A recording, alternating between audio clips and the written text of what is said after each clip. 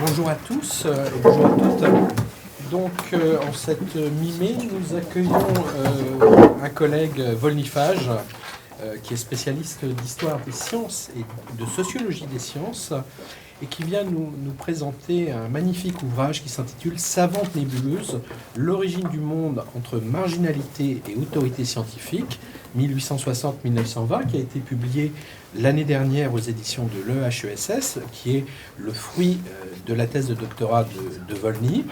Et donc nous allons l'écouter pour 1 heure, et ensuite nous engagerons une discussion qui j'espère sera fort riche. Nous t'écoutons, Volny. Merci beaucoup Florent, et merci beaucoup pour cette invitation. Je suis vraiment ravi de participer à ces petits déjeuners d'Urkheim, qui sont une institution, tout le monde le sait. Donc en effet, tu l'as dit, cet ouvrage est le fruit d'un travail de réécriture et de publication de ma thèse de doctorat publiée que j'avais soutenu en 2012, donc ça commence à dater un petit peu. Et donc ce livre est paru l'année dernière. Ma démarche initiale dans mon travail de thèse, donc le point de départ de cet ouvrage, a été le constat dans les catalogues de la BNF, dans les archives de l'Académie des sciences, etc., de la présence d'un certain nombre de publications absolument inconnues mentionnant des théories cosmogoniques, donc des théories expliquant l'origine du monde, comme son étymologie l'indique, le monde étant réduit essentiellement au système solaire, mais aussi plus tard à l'origine des astres, etc. Et donc ces publications, en particulier dans la seconde moitié du XIXe siècle, prennent des formes éditoriales variées, que ce soit des ouvrages monographiques, des articles de revues diverses, des brochures, des tirés à part, des pamphlets, des publications à compte d'auteurs dans les jardins des auteurs, etc.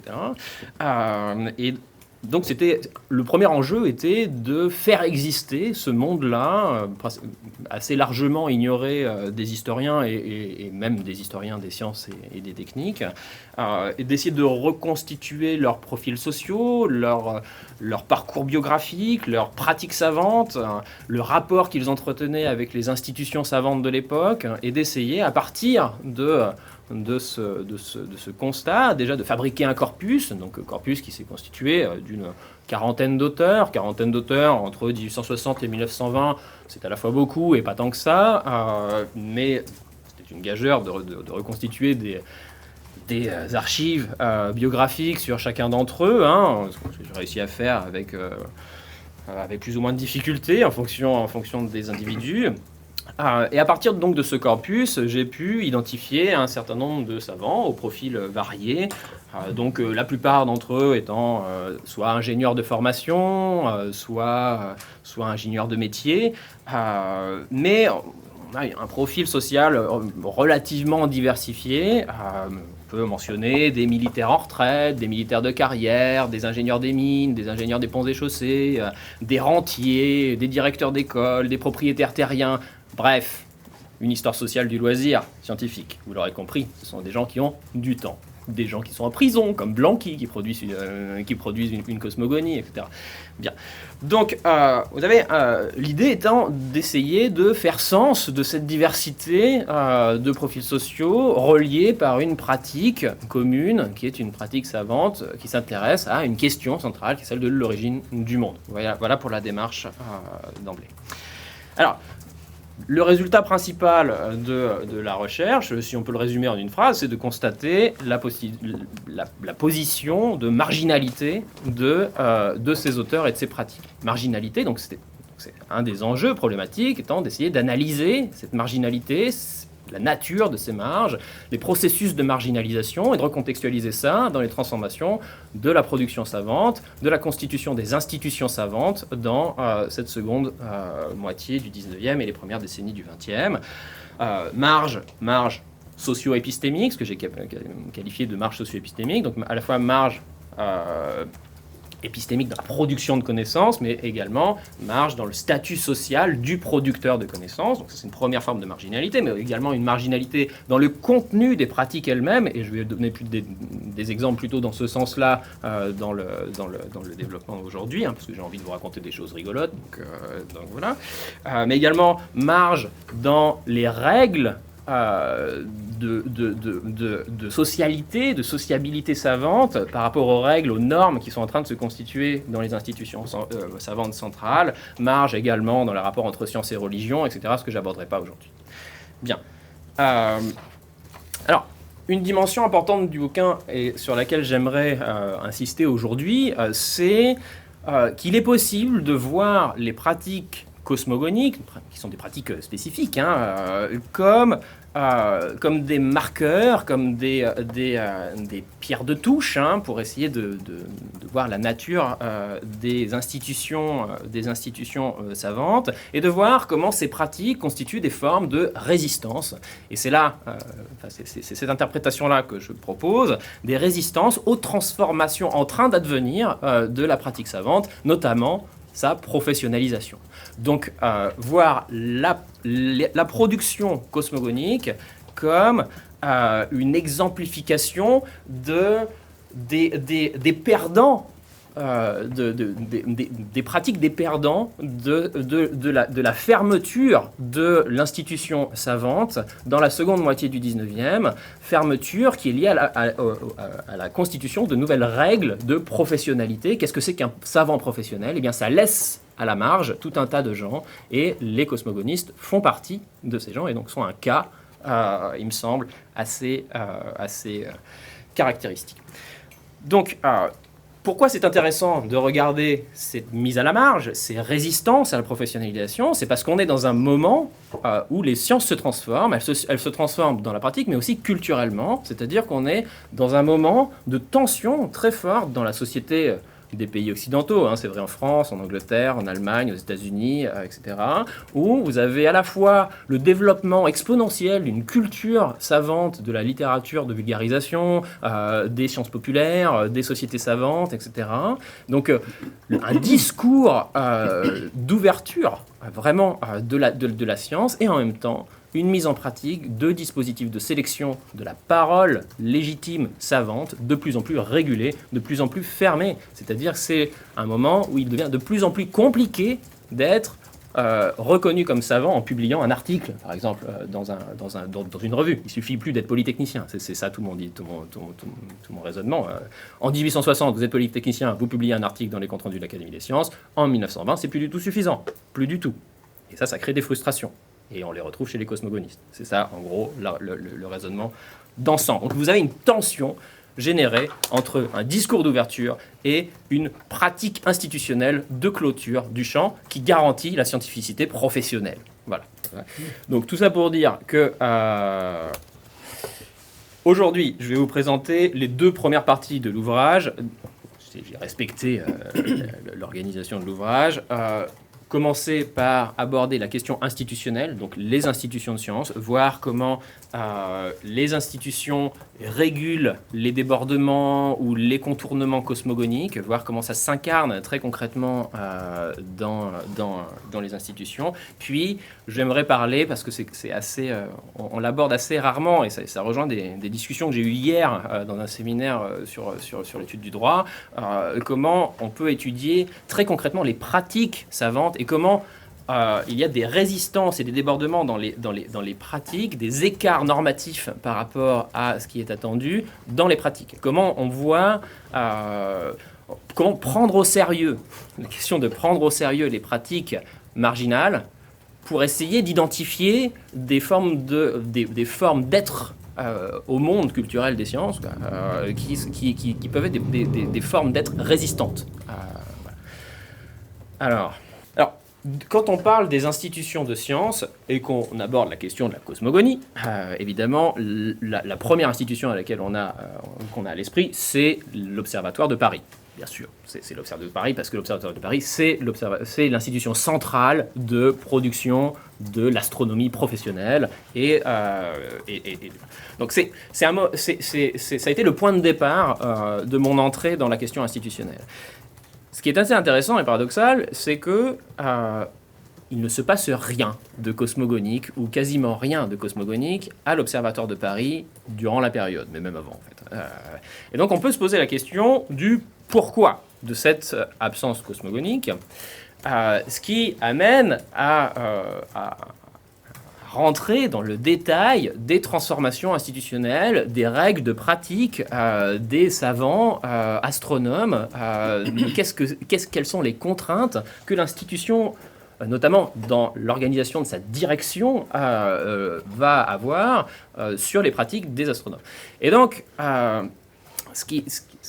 vais le mentionner très rapidement, mais il est intéressant de décrire l'accession au pouvoir d'Urbain Le Verrier. Urbain Le Verrier, qui est un astronome très connu, parce que c'est le découvreur de Neptune, donc c'est le calculateur de la position de Neptune qui a entraîné sa découverte, qui est un conservateur, fervent défenseur de Napoléon III, etc. Donc il va s'opposer à Arago, le directeur précédent, qui était un 48art, donc il y a des enjeux politiques très forts, etc.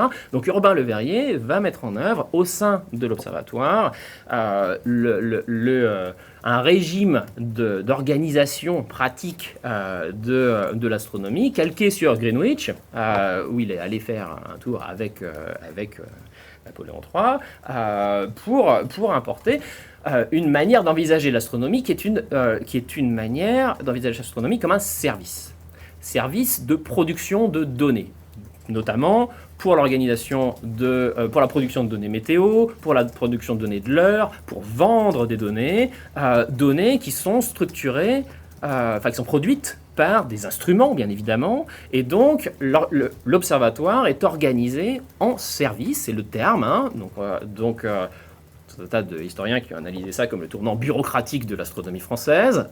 Donc, vous avez des chefs de service, qui sont les astronomes titulaires, qui sont centrés sur des instruments qui produisent des données. Et donc, vous avez une organisation très pyramidale où le chef directeur de l'observatoire et le chef des différents instruments qui eux-mêmes organisent, etc. Et donc, dans ce cadre-là, vous avez la construction du service normal de l'astronome d'État, qui est un service qu'ils appellent le service régulier, qui est le service de production de données. En dehors de cela, rien ne peut être valorisé comme un travail professionnel astronomique. En particulier, pas les travaux spéculatifs, les travaux théoriques. Et donc, vous avez tout un enjeu, ce qu'on appelle les travaux personnels, donc le terme est assez joli, de rapport de force entre des envies de produire des travaux personnels, parce que c'est ce qui est valorisé dans le monde académique comme étant, parce qu'il y a des commensurabilités avec Newton, avec Laplace, etc. Et le concret du travail professionnel de l'observatoire, de l'organisation en régime, ce qu'on appelle le régime bureaucratico-militaire de Urbain Le Verrier. Donc dans ce cadre-là, alors que Urbain Le Verrier est un théoricien, hein, donc c'est assez antinomique avec sa pratique individuelle, vous avez une absence de travaux personnels ou dans les cadres officiel de l'Observatoire. Et Urbain Le Verrier va contrôler même les publications de ces astronomes en dehors de l'Observatoire, dans les revues de vulgarisation, etc. Jusqu'à sa mort en 77, où il est remplacé par l'amiral Ernest Mouchez. Ernest Mouchez, qui est un amiral, comme son nom l'indique, donc il n'est pas astronome vraiment, il est beaucoup... voilà, et donc son gros problème à monsieur Mouchez, c'est d'intéresser les astronomes à ce qu'ils font. Parce qu'en fait, entre-temps, évidemment... la routinisation fait que c'est pas très intéressant, on travaille très peu à l'observatoire dans les années 70, et donc il faut, je le cite, ramener la régularité et l'assiduité dans les observations journalières. Voilà, et donc pour cela, il préconise notamment, je le cite encore, de susciter, d'encourager par tous les moyens possibles les recherches et les études personnelles. Et là, en fait, ça change tout. Ça fait que le monde de la spéculation, de la théorie, devient accessible. Pas dans les publications de l'Observatoire, mais ailleurs, oui.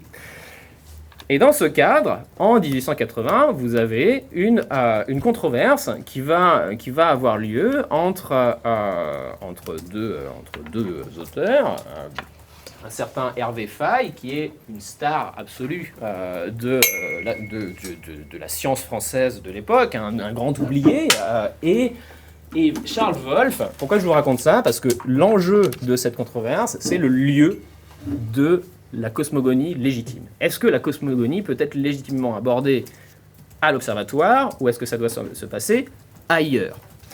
En gros, c'est la question de la professionnalité cosmogonique. Est-ce qu'il y a une professionnalité cosmogonique et si oui, dans quelle institution? Wolff, qui est un héritier de Urbain Le Verrier, qui est conservateur, qui est... vous avez toute une économie morale autour de ces choses-là, va dire oui, non, mais le monde de la cosmogonie doit être chapeauté par l'astronomie. Et donc, il faut être un savant un savant astronome. Donc là, vous avez Urbain Le Verrier, vous avez l'observatoire, Le Verrier, comme ça, Le Verrier, comme un verrier. Voilà. Et donc, Wolff et Faye vont s'affronter pour savoir qui est légitime dans la manière d'aborder... pour aborder les questions cosmogoniques.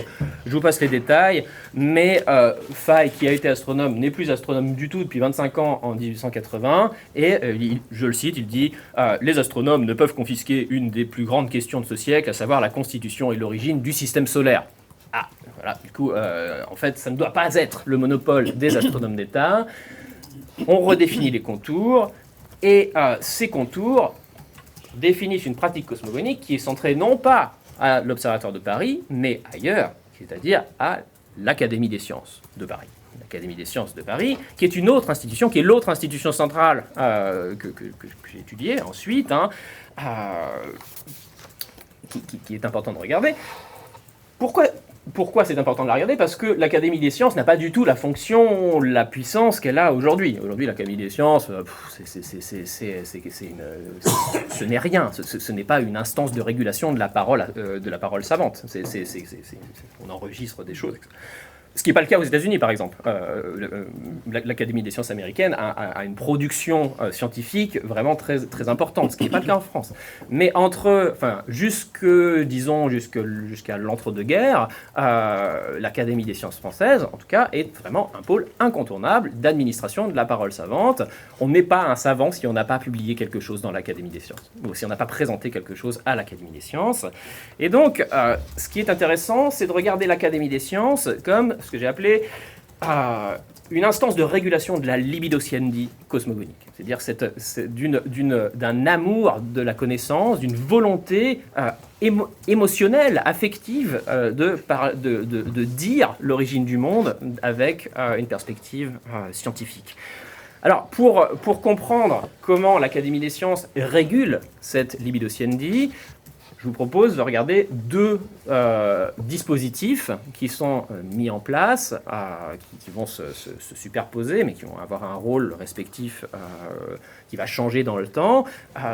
Deux dispositifs pour sélectionne les gens qui vont être adoubés, d'une certaine manière, par l'onction académique de l'Académie des sciences. Premier dispositif, c'est le système des mémoires. Je vais aller très, très vite, mais grosso modo, le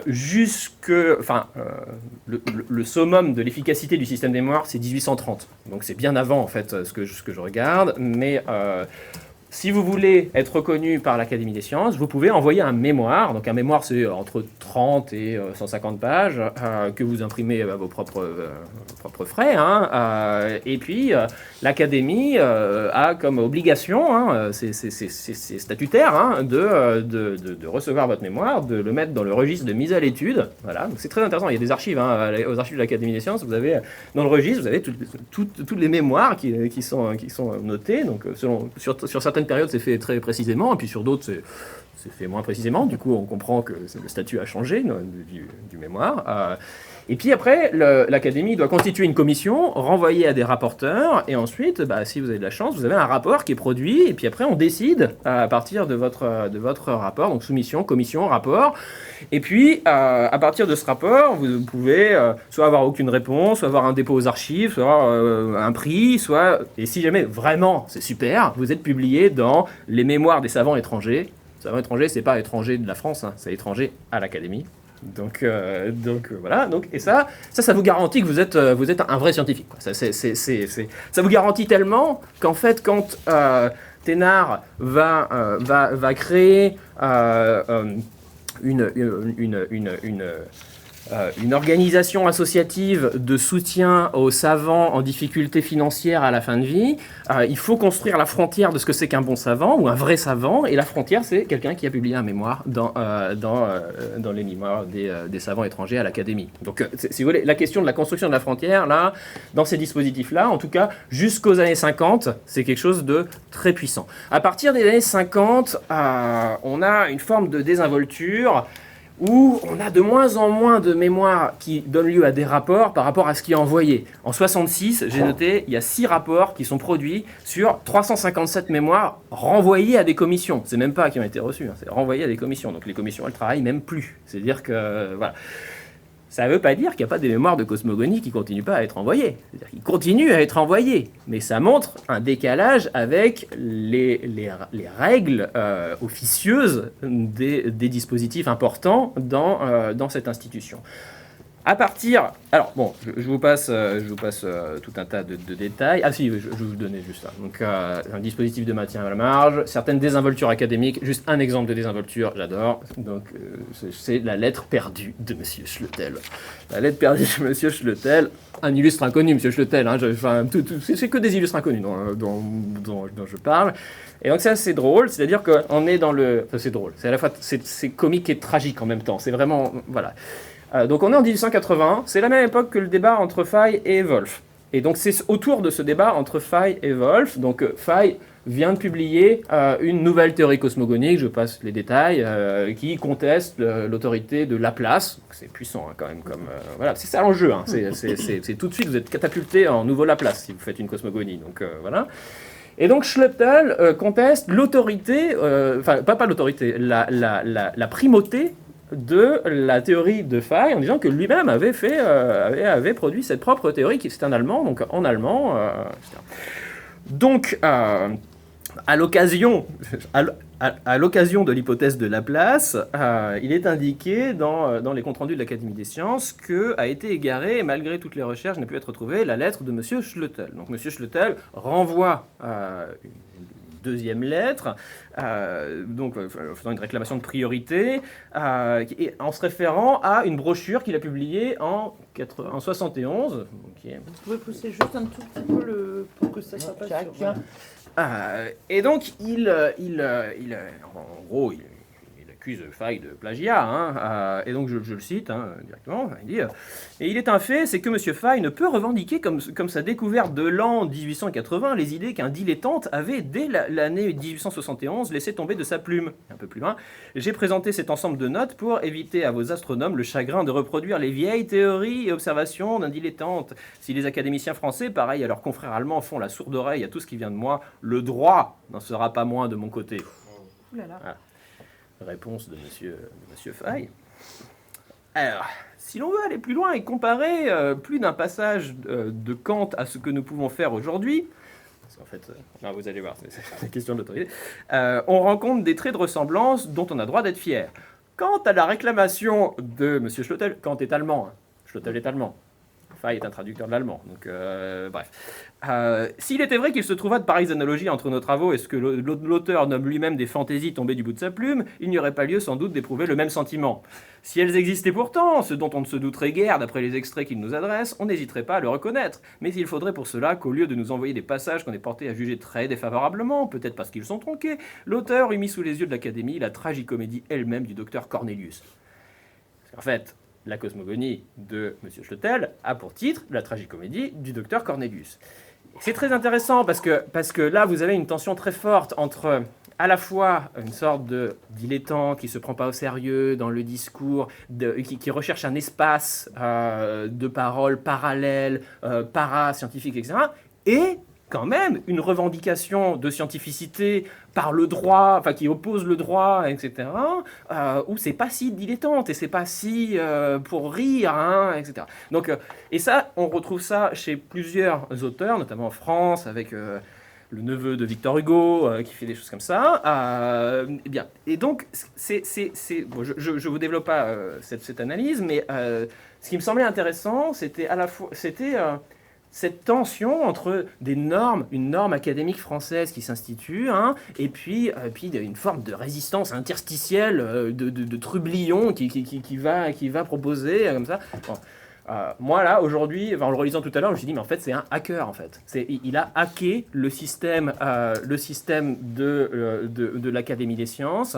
Pourquoi ? Parce que mine de rien, ça c'est publié dans les comptes rendus de l'Académie des sciences. C'est-à-dire que là, je vous ai pris des extraits, c'est pas de la correspondance, hein. Ça c'est des extraits des comptes rendus de l'Académie des sciences. Donc d'une certaine manière, je parle de lui aujourd'hui. Donc il a contourner le dispositif de mise à l'écart par ce biais-là. Bref. Je vais juste mentionner très rapidement le deuxième dispositif, qui est le dispositif central, en réalité, de validation académique. C'est la publication de notes dans ce qu'on appelle les comptes rendus des séances hebdomadaires de l'Académie des sciences, qui sont publiés à partir de 1835 et qui vraiment vont constituer la production savante académique très centralement à partir des années 50-60. Et donc, en fait, pourquoi je voulais le mentionner, c'est parce que la sélection va prendre une forme très différente. C'est-à-dire que dans les mémoires, vous avez une commission, c'est une décision collective. La commission, c'est 4-5 personnes. Dans les 4-5 personnes, il y a 2 ou 3 personnes qui sont vraiment sur les thématiques. C'est partagé. La commission, il y a un rapporteur, etc. C'est officiel, c'est transparent, c'est censé être publié. Les notes, c'est très différent. Une note, donc le compte rendu de l'Académie des sciences, c'est un gros pavé, hein, où vous avez des notes de 1 page et demie, 2 pages, qui sont publiées soit par des académiciens, soit par des non-académiciens, mais les non-académiciens sont présentés par des académiciens. Et donc c'est le résultat d'une interaction entre un auteur qui va prendre contact avec un académicien. Cet académicien va se porter garant, c'est-à-dire qu'il va y avoir son nom d'académicien en dessous du nom de scientifique, et donc c'est le lieu d'une négociation sur la forme et le fond de la note. Et donc c'est aussi du coup un lieu de sélection des bons travaux, ou des travaux légitimes, des travaux scientifiquement acceptables, et c'est un lieu de mise en forme, c'est-à-dire de sélection, même dans un travail donné, de sélection de ce qu'on va garder, ce qu'on ne va pas garder, quelles sont les questions admissibles, etc. Donc dans le monde de la cosmogonie, il va y avoir un effet de sélection très fort. Alors, je vous ai pris un exemple qui me semble assez intéressant, qui est un exemple entre Émile Belot et Henri Poincaré, qui montre à quel point le mode de régulation est plus subtil que ce qu'on pourrait penser. C'est pas juste un alignement sur la pensée de l'académicien. Les académiciens sont beaucoup plus souples que cela, en réalité. Donc je vous lis la citation de Belot. Il dit... Donc, Émile Belot, c'est un ingénieur des manufactures de l'État, c'est le cosmogoniste le plus prolixe de cette période-là, entre 1905 et 1930. Il publie 150 notes dans les comptes rendus de l'Académie des sciences. Hein. Il publie 7 bouquins monographiques. Il va occuper l'espace très fort. Et il est présenté à l'Académie des sciences par Henri Poincaré. Henri Poincaré qui est la star, c'est le savant. C'est vraiment, Henri Poincaré qui en 1912 fait une leçon sur les hypothèses cosmogoniques en Sorbonne. Donc, et dans lequel il va citer Émile Belot. Donc, je veux dire, honneur, insigne, etc. Donc en 1917, Belot publie ça. Poincaré est mort depuis déjà 4 ans, en 1913, ou 1912 même, et il se rappelle sa première rencontre en 1906.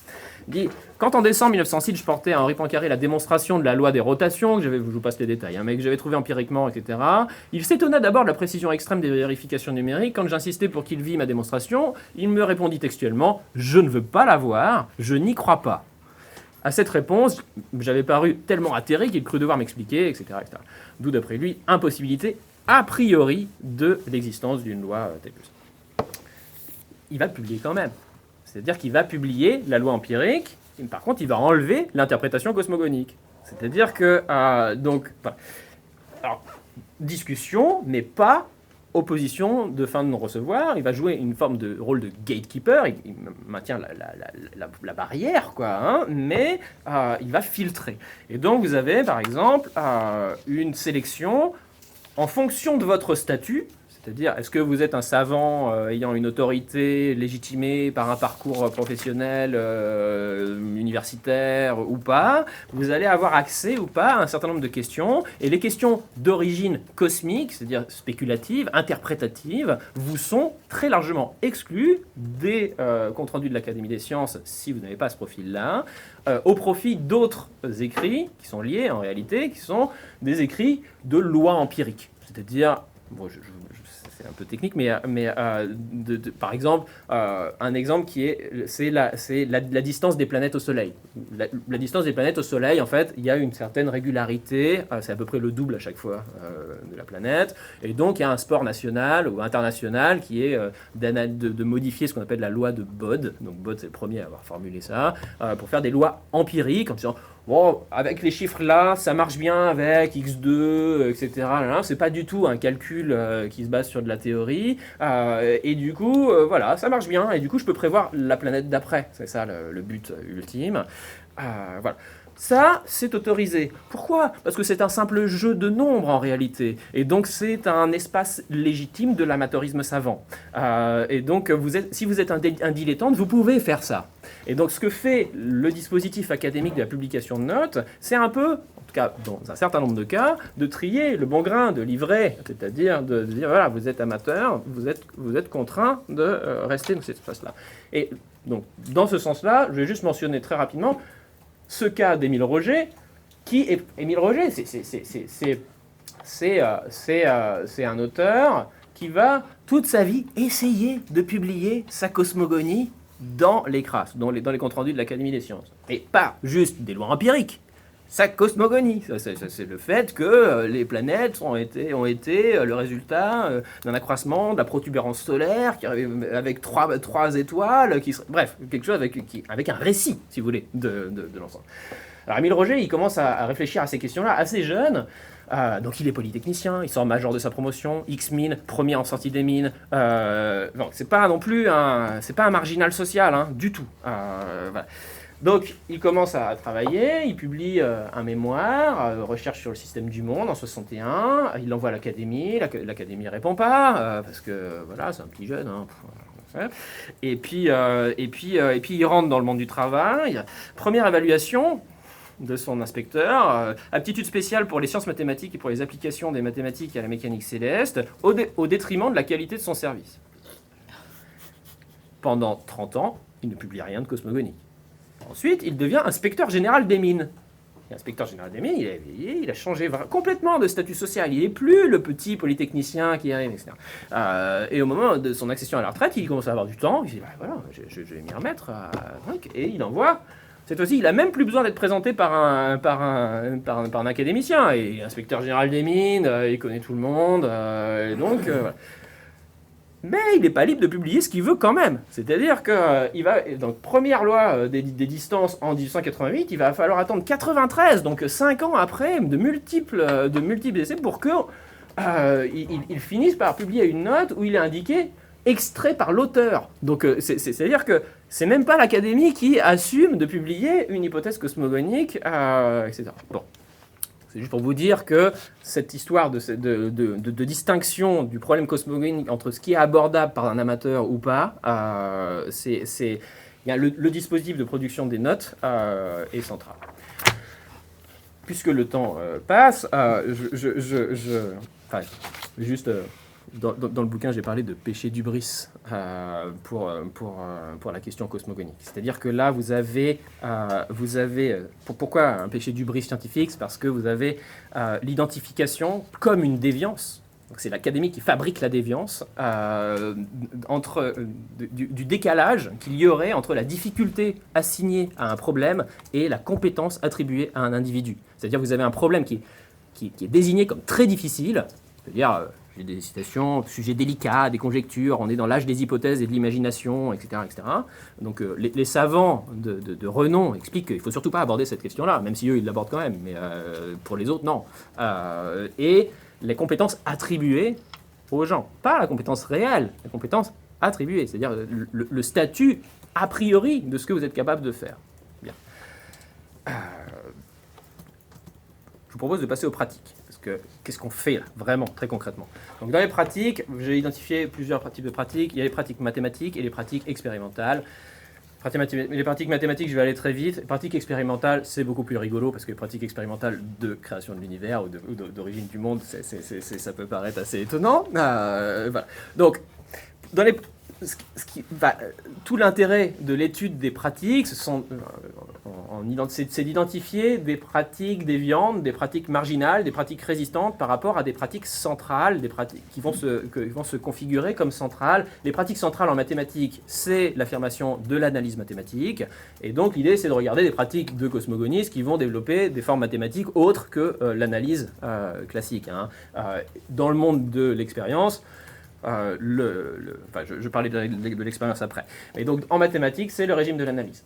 Je passe les détails. L'idée étant, non pas de voir ces résistances comme des exceptions formidables, mais d'analyser quelle est la culture épistémique, quelle est la culture savante qu'il y a derrière ces autres pratiques. C'est-à-dire que ce n'est pas des gens qui inventent des choses comme ça, qui sortent de leur chapeau. C'est qu'ils importent, en réalité, de là où ils sont par ailleurs, professionnellement, des manières de faire, des manières de pratiquer, d'envisager les mathématiques ou l'expérimentation différentes. Ça va être plus concret dans les exemples. En mathématiques, je vous donne deux exemples. Un exemple qui est le développement d'une cosmogonie à partir de mathématiques que j'ai appelées des mathématiques d'artilleurs. C'est Hercule Lafouge, qui est assez connu. À l'époque, c'est un général de division en retraite. Il a donné... J'habitais dans une rue perpendiculaire à Gentilly qui s'appelait la rue Lafouge. Donc, je veux dire... la rue Benoît Malon, qui est à côté de la rue Lafouge, c'est assez drôle, parce que, bref, il y a la rue Auguste Blanqui en face, donc il n'y a que des cosmogonistes dans Gentilly, en réalité, dans la rue. Donc, Hercule Lafouge, en toute fin de vie, donc un an avant sa mort, vous voyez, va publier ce qu'il appelle un essai synthétique sur la formation du système solaire, dans lequel il va développer une hypothèse. Donc c'est que 2 ans après sa retraite, donc c'est quand même, voilà, et il va s'occuper d'astronomie, c'est marqué comme ça dans son... dans la hiérarchie militaire. Donc il propose une synthèse. Moi ce qui m'intéresse ici, c'est de regarder les mathématiques qu'il utilise. Et en fait il utilise des mathématiques qui sont considérées par les mathématiciens comme étant des sous-mathématiques, ça n'a aucun intérêt, il ne faut pas regarder cela, c'est de la géométrie, on se dit mais en plus c'est pas du tout typique des mathématiques célestes. Enfin, les mathématiques célestes, c'est de l'analyse, c'est des ellipses, les ellipses que vous savez, Lafouge il dit non, moi j'utilise des paraboles. C'est quoi les paraboles ? Les paraboles, c'est quand vous lancez un projectile, ça fait une parabole, et c'est ça, quand vous faites la guerre, vous calculez des paraboles, tout le temps. C'est-à-dire que c'est ça le métier de l'artilleur, c'est de prévoir des paraboles. Et de les calculer à peu près. J'avais compté le nombre d'occurrences du mot « sensiblement » dans l'essai synthétique. Ça apparaît à quasiment 3 fois par page. C'est sensiblement aligné, c'est sensiblement 2,5, etc. Et en fait, Lafouge va utiliser par exemple comme seule référence de mécanique la mécanique de Duhamel. La mécanique de Duhamel, c'est un ouvrage qu'il a étudié lui quand il était à l'école polytechnique dans ses cours en artillerie. Donc c'est quelque chose qui est très assumé en réalité. Et pourquoi c'est légitime de faire de la mécanique d'artilleur ? Parce que quand vous êtes dans une nébuleuse, c'est-à-dire un gaz, comme ça, la trajectoire, c'est pas une ellipse, c'est une parabole. C'est la trajectoire dans un milieu résistant, c'est pareil que dans l'air. Donc voilà. Donc tout va bien, il dit mais moi je suis légitime, je fais de la vraie science, je suis pas en train de vous inventer des trucs. Sauf que vous n'avez pas vu jusqu'à présent que la cosmogonie c'était un problème, c'est pas un problème d'astronome, c'est un problème d'artilleur. Donc il fait sa balistique quoi. Voilà. Et voilà, vous avez des particules qui sont des projectiles lancés, etc. Et ça c'est formel. Donc c'était assez... Bon, voilà, tout ça pour dire qu'il me semblait intéressant de voir déjà la réception. Enfin, je vous passe tout un tas de détails sur ces histoires-là, c'est très critiqué, ça reste très marginal, mais dans l'effervescence de la production cosmogonique, vous avez des tentatives qui sont à la fois dans une volonté de faire science et dans la non-acceptation des règles qui sont en train de se mettre en place, qui favorisent l'analyse mathématique qui a été analysée par Yves Gingras, par exemple, comme étant la marche d'entrée la plus sélective dans l'accession aux sciences depuis le XVIIIe siècle. C'est-à-dire que déjà au XVIIIe, il y a des enjeux de discussion sur est-ce que vraiment il faut savoir faire des mathématiques pour être un bon scientifique. Et en 1890, quand Camille Flammarion crée la Société astronomique de France, en 1880, pardon, quand il crée la Société astronomique de France, dans son introduction, il dit la science astronomique ne doit pas être hérissée de chiffres.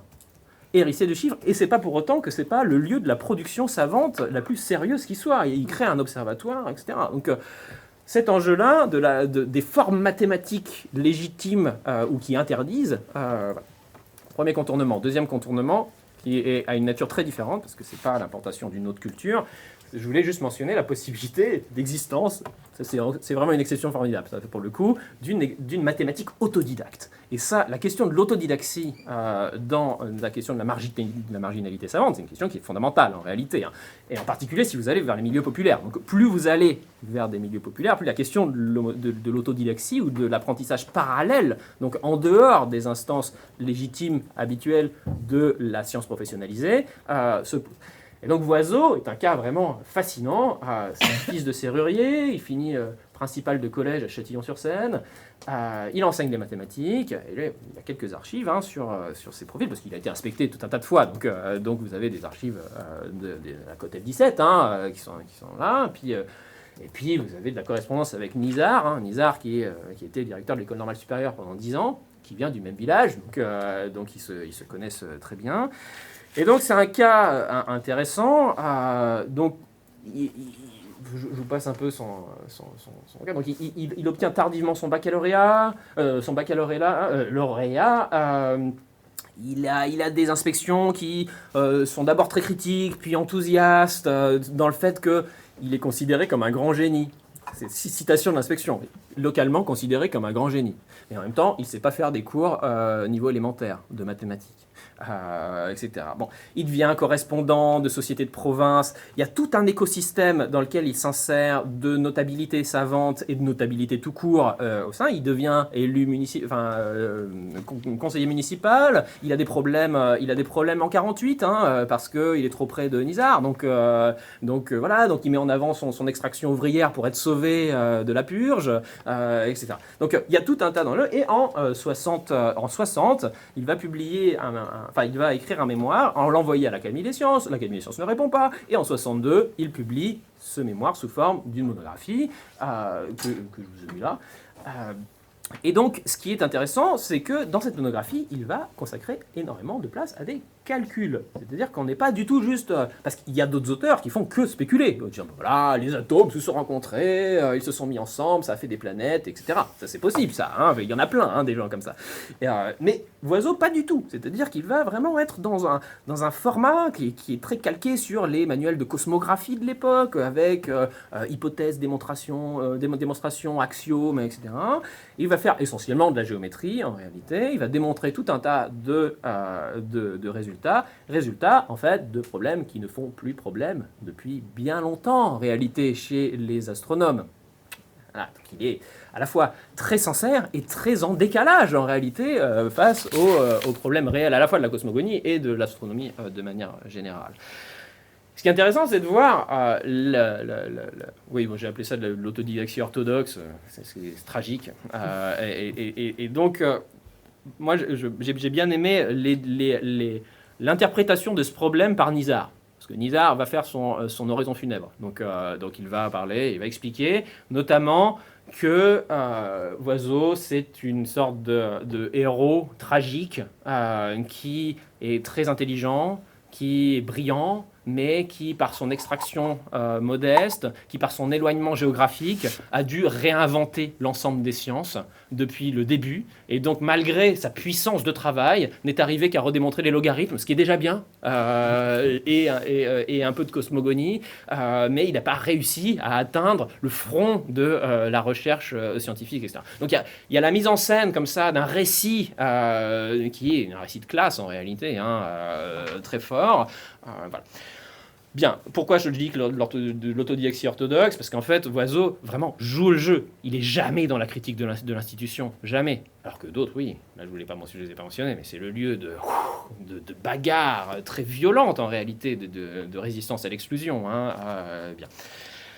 Bon, autre exemple de pratique, c'est les pratiques expérimentales. Donc, la pratique normale, c'est-à-dire au sens de Kuhn, hein, de pratique normale, ce qui est au centre, c'est dans les laboratoires de physique ou de chimie en France, c'est ce que Peter Gallison appelle une approche réductionniste. Donc, il appelle ça une approche analytique. Mais bon, moi, j'avais déjà le régime analytique en maths, donc j'ai appelé ça réductionniste, qui veut dire à peu près la même chose.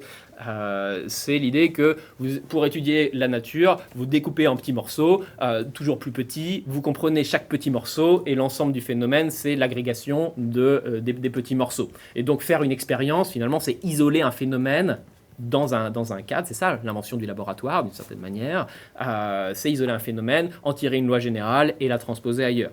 Bien, ça c'est le régime le plus courant qui va développer la chimie analytique, etc.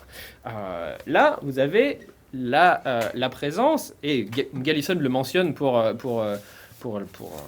l'émergence dans l'histoire de la physique atomique, de la physique fondamentale atomique, d'une autre tradition qui a été théorisé par Theodor Merz, qui est un historien anglais du 19e, qui appelle une approche morphologique. Une approche morphologique, en gros, c'est Humboldt. Je sais pas si Humboldt, donc savant, qui a une vision très holiste de la nature. Donc, il faut étudier les choses dans leur globalité. Et donc, plutôt que de découper... En fait, si vous découpez les phénomènes, vous perdez des choses. En gros, c'est ça l'idée. C'est Durkheim version physicien. Donc, vous avez... donc, pour étudier les phénomènes dans leur ensemble, il faut les reproduire dans leur ensemble en petit.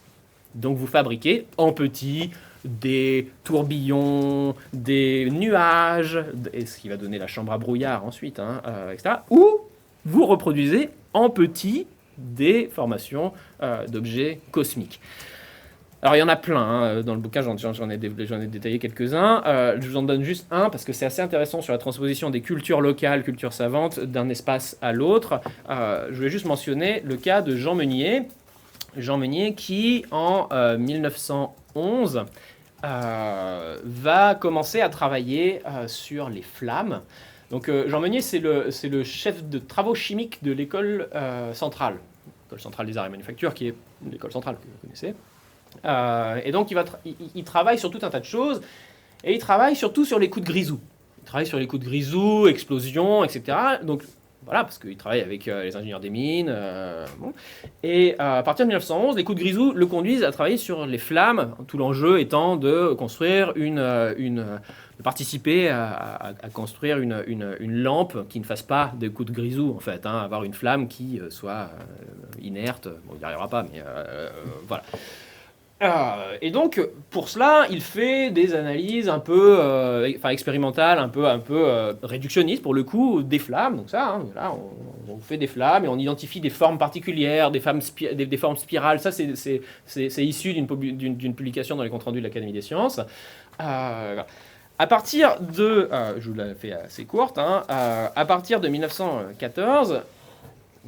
ici, encore une dimension que je n'ai pas évoquée, c'est les lieux. Donc, un autre lieu où on peut parler de cosmogonie, c'est le monde de la science populaire. Et donc, il va publier une conférence qu'il va faire à l'Association française pour l'avancement des sciences, qui est un rassemblement d'amateurs professionnels, mais très ouverts, extrêmement large, avec des ingénieurs, des théoriciens, des physiciens, etc. Donc vraiment très ouvert, dans lequel il va développer une analogie de forme entre les flammes et les nébuleuses. Et, voilà. Et donc il va dire, regardez, mais c'est formidable, vous avez clairement, donc à gauche, là, vous avez des flammes qu'il fabrique lui, et à droite, vous avez des photos de nébuleuses. Et il dit, analogie de forme, analogie d'origine, analogie de dynamique, avec analogie physique, quoi. Et donc, il va développer tout ça. Il va dire, voilà, en fait, il y a vraiment un parallèle. Donc, ça veut dire qu'il y a de la combustion dans les astres. Ça veut dire que vous avez la collision. Pour faire de la spirale, il vous faut une flamme plate comme ça et une flamme qui arrive dans l'autre sens avec tel angle. Et bien ça veut dire qu'il y a deux nébuleuses qui se sont rentrées dedans, qui avaient le même truc. Ce que dit Émile Belot, par ailleurs, avec d'autres ressorts, d'autres... donc, il y a une analogie très forte, beaucoup plus forte que ce qui est fait à l'époque avec la spectroscopie. Enfin, je vous passe les détails d'historien des sciences, mais voilà. Donc, ce qui est intéressant, il me semblait, c'était de voir l'importance mimétique, l'importance de reproduction de forme dans cette expérience, et de voir que cette mimésis, de cette analogie, en fait, il la pousse jusqu'à mettre en parallèle, jusqu'à formaliser explicitement le parallèle entre ce qui se passe dans les mines avec le coup de grisou et ce qui se passe dans les nébuleuses. Petite citation où il explicite ça, à mon avis, très clairement. Du grisou aux nébuleuses et vice-versa. Dans les photographies des nébuleuses et des régions stellaires riches en astres, on remarque une infinité de spirales et d'astres disposés en boucle formés par les contours des spirales. La reproduction des spirales gazeuses que j'ai décrites, donc c'est les photos que je vous ai montrées de la compte-rendu, m'avait fait penser, avant d'avoir observé l'effet précédent, que la combustion tourbillonnaire devait rassembler la matière solide sous forme de globe, mais je n'avais aucune idée de la façon d'opérer pour reproduire de telles apparences quand parut un rapport détaillé de l'explosion du grisou du puits Radbod en Westphalie le 12 novembre 1908. L'inspecteur des mines Hollander, son auteur, avait constaté la formation de perles de coke. Étant entré en correspondance avec lui, j'ai appris que ces perles avaient environ 1 mm de diamètre et fait caractéristique qu'elles étaient disposées en forme de boucle. La forme. Ça, la forme, c'est le cœur de l'analogie. La production de sphérules dans mes expériences ne tient donc pas à ce que l'élément solide... cela permettrait d'expliquer la formation des astres et de systèmes d'astres disposés en boucle en vertu de mouvements tourbillonnaires de gaz, peut-être de la combustion, dont les nébuleuses nous offrent les autres caractères. Donc on a une analogie qui est explicite. Je veux dire, c'est pas moi qui tire le fil, donc c'est pas que dans une conférence. Voilà. On a bon. Alors c'est très marginal, c'est très marginal aussi dans le monde des ingénieurs, juste le mentionner là, c'est-à-dire que chez les ingénieurs, la question de la reproduction en petit, ça pose problème en réalité. C'est-à-dire que, en fait, normalement, je cite un ingénieur qui commente, il faudrait reproduire dans des conditions aussi larges que la pratique. Pour une nébuleuse, ça paraît compliqué. Dernier exemple, et je terminerai sur ce point avant ma conclusion, c'est juste le mentionner. Le cas de Carl Zenger, c'est juste pour vous dire que le monde de l'expérimentation, c'est aussi le monde du spectacle. C'est-à-dire que c'est le monde de la mise en scène. Et donc, le cas de Zenger est assez intéressant parce qu'il montre l'internationalisation à une échelle européenne de ces reproductions mimétiques de formation du monde, notamment par l'invention de machines. Donc, en l'occurrence, des machines, alors je vous passe vraiment, mais vous avez une machine qui reproduit la mise en mouvement d'une planète dans le cadre d'une théorie que Zenger va développer qu'il appelle le système du monde électrodynamique. Il dit que dans le monde, c'est pas la gravitation qui joue en fait, c'est la circulation de charges qui crée des interactions électrodynamiques, hein, donc électriques. Bref, tout ça pour dire que ce Zenger, qui est pragois, qui est professeur d'astronomie à Prague, va organiser des tournées en Europe pour présenter dans différents lieux ces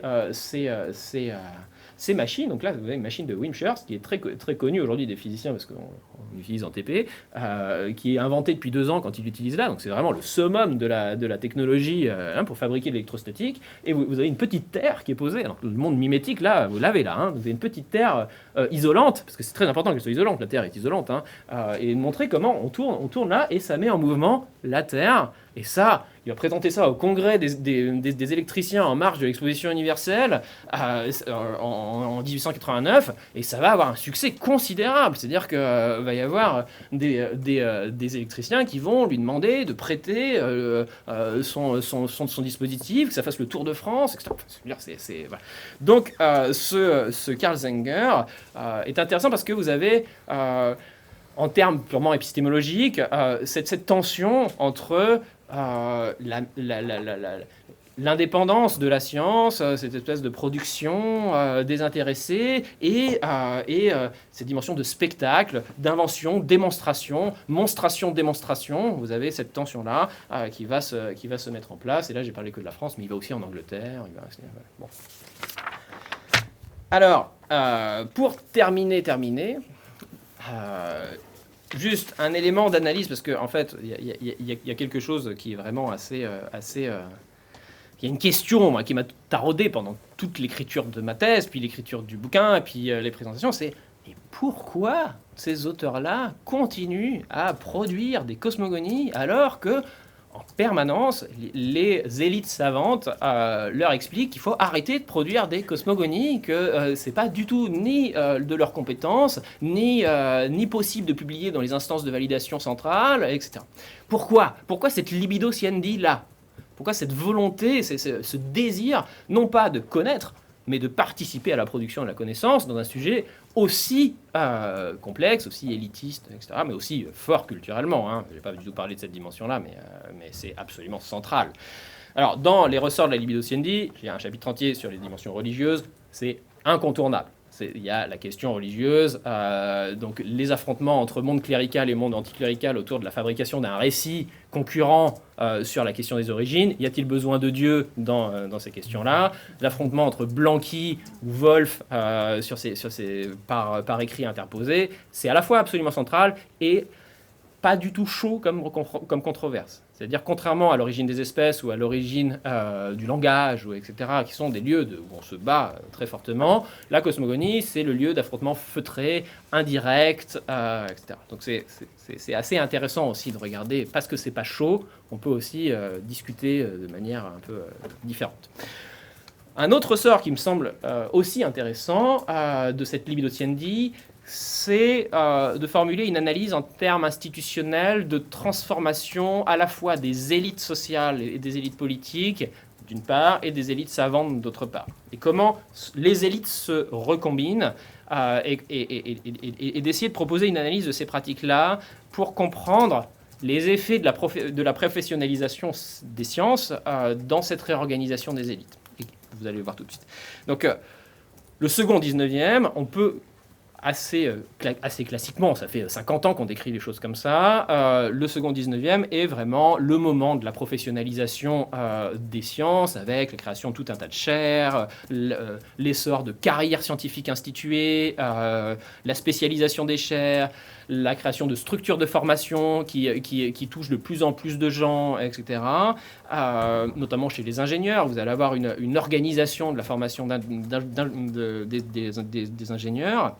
Bon, c'est aussi le moment de transformation avec la Troisième République, transformation des élites, de manière générale. Voilà.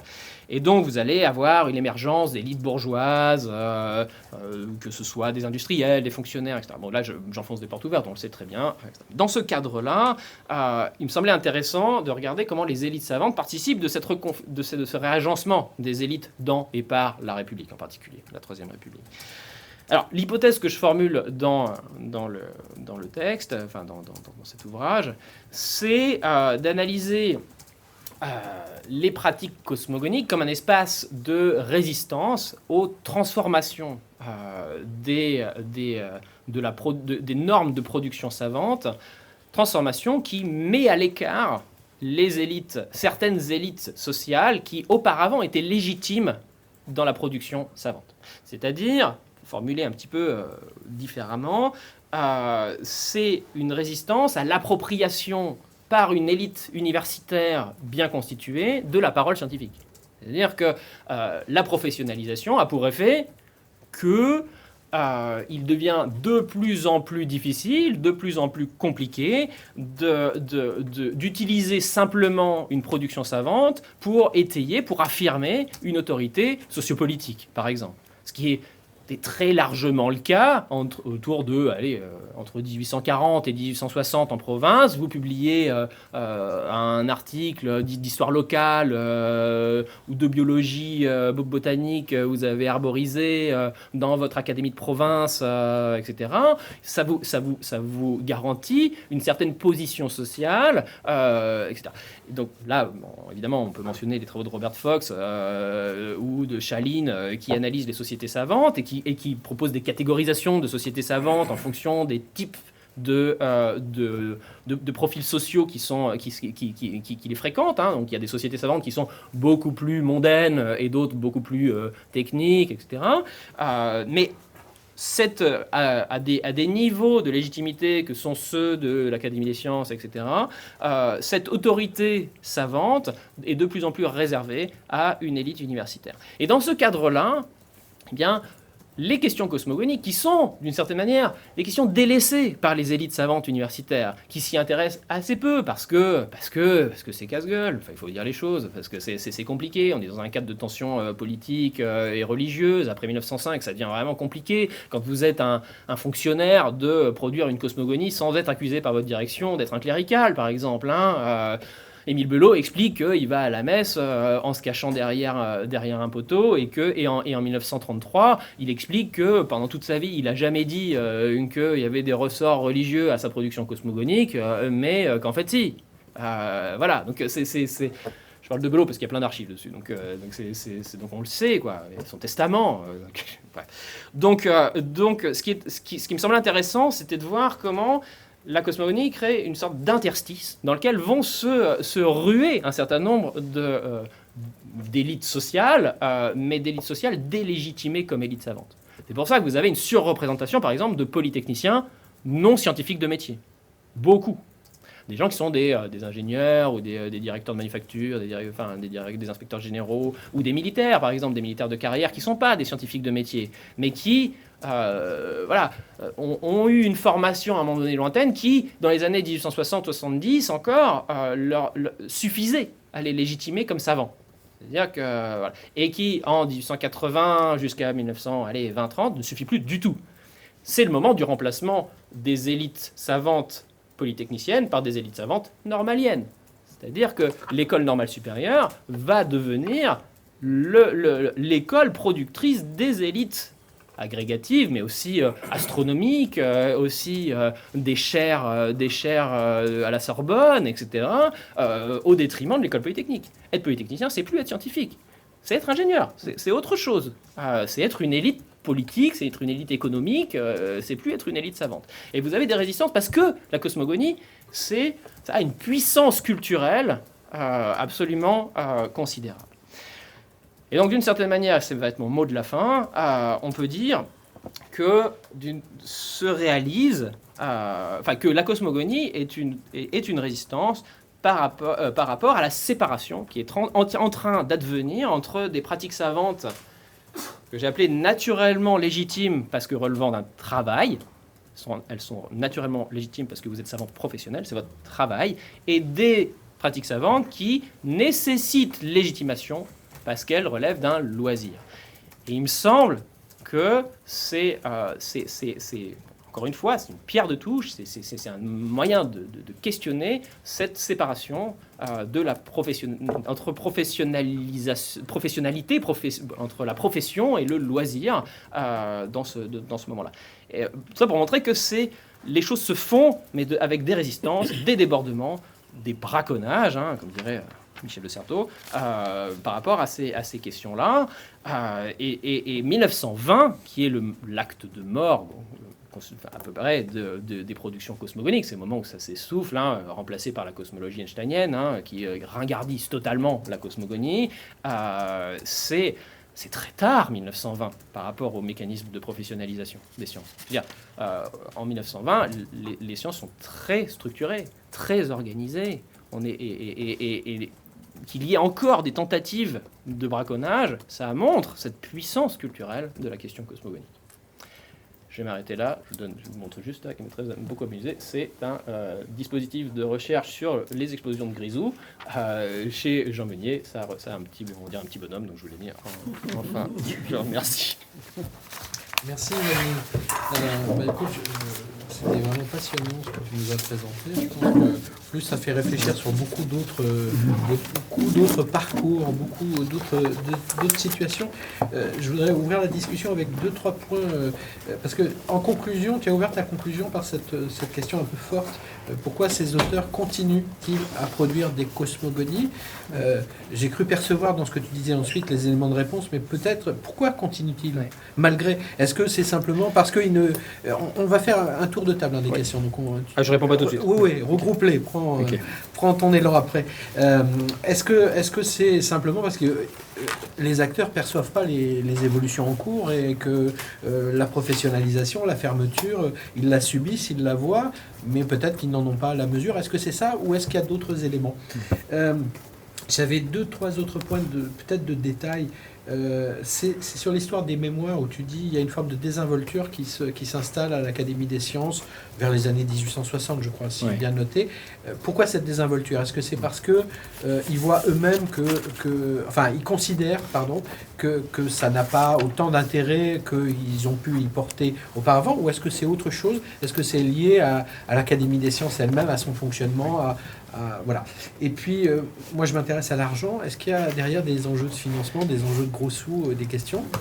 Et puis, dernière question qui aurait pu intéresser Augustin, il a dû partir, mais on regardera le replay. Hein. C'est la question religieuse, parce que tu as évoqué, t'as tout un chapitre, toute une partie, un chapitre, pardon, sur la question de l'Église. Est-ce qu'il y a, je crois qu'à un moment donné, tu l'as dit, ou je l'ai lu en tout cas, que des hommes d'Église écrivent des cosmogonies. Comment? Est-ce qu'il y a un discours officiel de l'Église là-dessus? Hein, parce que je me souviens d'avoir lu, je crois que c'est Bertrand ou Bernard Lagré qui avait fait quelque chose sur l'Église et la science. Est-ce qu'il y a tout un discours de l'Église sur la cosmogonie? Alors, autre question, peut-être Annette, je ne sais pas, ou dites-moi, je ne vous vois pas tous. Donc, je vais bien poser. Oui, vas-y. Moi, ce qui m'intéresse, enfin, tout m'a passionné, mais aussi savoir quel a été finalement ton déclic. Pourquoi t'intéresses? Parce que comme tu dis, ce sont ils sont plus ou moins des anonymes. C'est des perdants. Des perdants. Les publications, on les retrouve plus aujourd'hui. Certains ont disparu, même s'ils ont pu être connus à leur époque. Donc, quel a été ton déclic? T'es tombé par hasard sur cette mine et puis l'accès, si ça a été facile ou difficile, j'en sais rien, l'accès aux archives, parce que finalement, tu as travaillé sur des archives, un peu par la force des choses, donc c'est pas... Sinon, c'était passionnant. Alors... oui, je sais, j'ai pas de questions particulières, enfin, il y en aurait infiniment, bien sûr, mais peut-être une ou deux réactions. Oui, c'était passionnant. Moi, je pense ça évoque quand même beaucoup de questions, cette professionnalisation de ces domaines scientifiques liés à l'astronomie. Ça, c'est pas sans écho pour les juristes, ceux qui s'intéressent au droit. Alors ça, c'est pas une question que j'adresse, c'est juste une remarque. Je sais pas si ça prête à ce qu'on discute de cet aspect des choses, mais moi, comme je réfléchis en historien sur une période plus longue, la question de l'originalité du développement du droit en Europe, elle est souvent rapportée, et je pense à juste titre, à la question dans une caste de juristes indépendantes des autres formes d'élite sociale et des autres magistratures s'est développée à Rome. Et là, un livre comme L'invention du droit en Occident, ça montre bien comment ce qu'on appelle la question de l'autonomie juridique, qui est centrale pour toute personne qui s'intéresse en sciences sociales ou du côté des juristes proprement dit, au droit se pose, parce que l'autonomie de la règle juridique, de la technique juridique est centrale, et ça peut s'expliquer d'une manière pas similaire, mais en tout cas peut-être analogue à ce que tu décris à propos de l'astronomie, à une date tout à fait différente, parce qu'on a à Rome, effectivement, ce moment assez qu'on peut documenter, où la compétence de l'analyse des règles de droit devient réservée à une caste professionnelle. Alors, je ne sais pas si ça crée des tensions similaires à Rome, mais ce serait une autre question. Donc il y a quand même un principe de dialogue. Enfin, on peut, de ce point de vue, en tant que juriste, même si évidemment on s'occupe peu d'astronomie, même si le droit de l'espace n'est pas... ça existe aussi, mais plus contemporain. Voilà. Est-ce qu'on peut acquérir une propriété de la Lune, etc. Tous les débats de jurisprudence américaine à ce propos. Mais on ne s'occupe pas d'astronomie nébuleuse spontanément quand on fait du droit aujourd'hui. Mais en revanche, la question du degré de professionnalisation des experts du droit, elle a quelque chose de similaire. La deuxième chose que je voulais dire, c'est encore une fois une remarque plutôt qu'une question, c'est que cette affaire de la figure du dilettante, alors je pense qu'elle difficilement transposable au droit, et pour cause, hein, parce que le juriste n'est pas un homme du monde, il ne cherche pas spécialement à prouver qu'il l'est, pas généralement. Mais en revanche, pour la philosophie, que je connais bien, elle a des échos très forts. Bien très sûr. forts. Et je pense, en t'écoutant, alors il y aurait sans doute un milliard de chemins pour poser cette question du rôle de la philosophie aussi dans cette affaire. Ouais. Parce que le philosophe, il a une position non seulement institutionnelle, mais morale, où tu parlais de l'essor de l'école normale supérieure, la philosophie n'est pas étrangère à cette histoire. Et je crois que c'est marrant parce que les philosophes, ils revendiquent une sorte de troisième place peut-être dans ce jeu entre les savants d'un côté et les élites sociales de l'autre. Ils maintiennent d'une certaine manière une prérogative de dilettantisme cultivé, qui fait un peu le style de la maison, où c'est bienvenu d'être un peu dilettante quand on est philosophe, et en même temps, on parle en revendiquant une autorité savante, malgré tout, cette reine des sciences, qui n'est pas situable. Donc c'est une figure qui m'intéresse, enfin ça a une forte résonance pour quelqu'un qui connaît cette tradition de t'écouter. Et juste pour pas être trop long, pardonnez-moi, alors, moi je pense à deux choses, au conflit des facultés de Kant. Je ne sais pas si c'est un texte qui t'a intéressé, puisqu'il a été question de Kant. Oui. J'en profite. C'est un auteur de cosmogonie. Il y a Kant. une typologie. Alors, je ne pensais pas à cette espèce de chose, mais oui. Oui, mais déjà, d'ailleurs, tu as raison. En fait, Fay traduit la cosmogonie de Kant en français et elle va s'en inspirer pour sa propre truc. Voilà. Ah oui, non mais oui. Ouais. Oui, je ne pensais même pas à l'aspect spéculatif des choses, mais au niveau institutionnel, tu sais que dans le conflit des facultés, son dernier ouvrage, où il réfléchit à l'organisation de l'université, il propose une typologie, je ne sais pas quelle est sa pertinence pour toi, mais entre les dilettantes, précisément, il fait droit à cette figure du savant par dilettantisme, donc du notable qui arborise un peu, et il parle de Zunftfrei.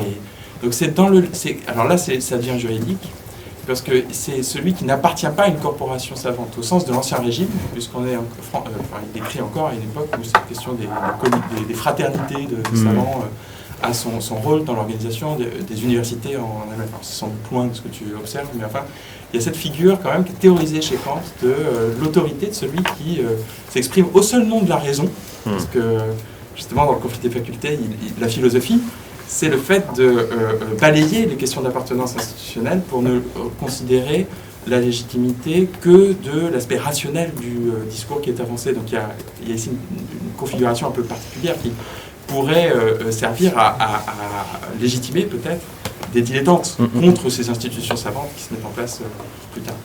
Et la deuxième chose, pour finir, sur cette figure du dilettantisme en philosophie, la résistance à la professionnalisation très forte dans tout un pan de la philosophie du 19e siècle, je pense à Nietzsche, qui crie contre les ouvriers de la philosophie, et ce discours nietzschéen, il se retrouve assez largement, il inonde toute une partie de la philosophie qui proteste contre la professionnalisation de la science, en disant on nous retire, alors c'est pas par l'excès mathématique, peut-être pas par cet angle-là, mais par le fait qu'on nous dérobe, en fait, on dérobe à la philosophie une place qui doit être en excès par rapport à toutes les organisations institutionnelles, savantes, avec leurs règles.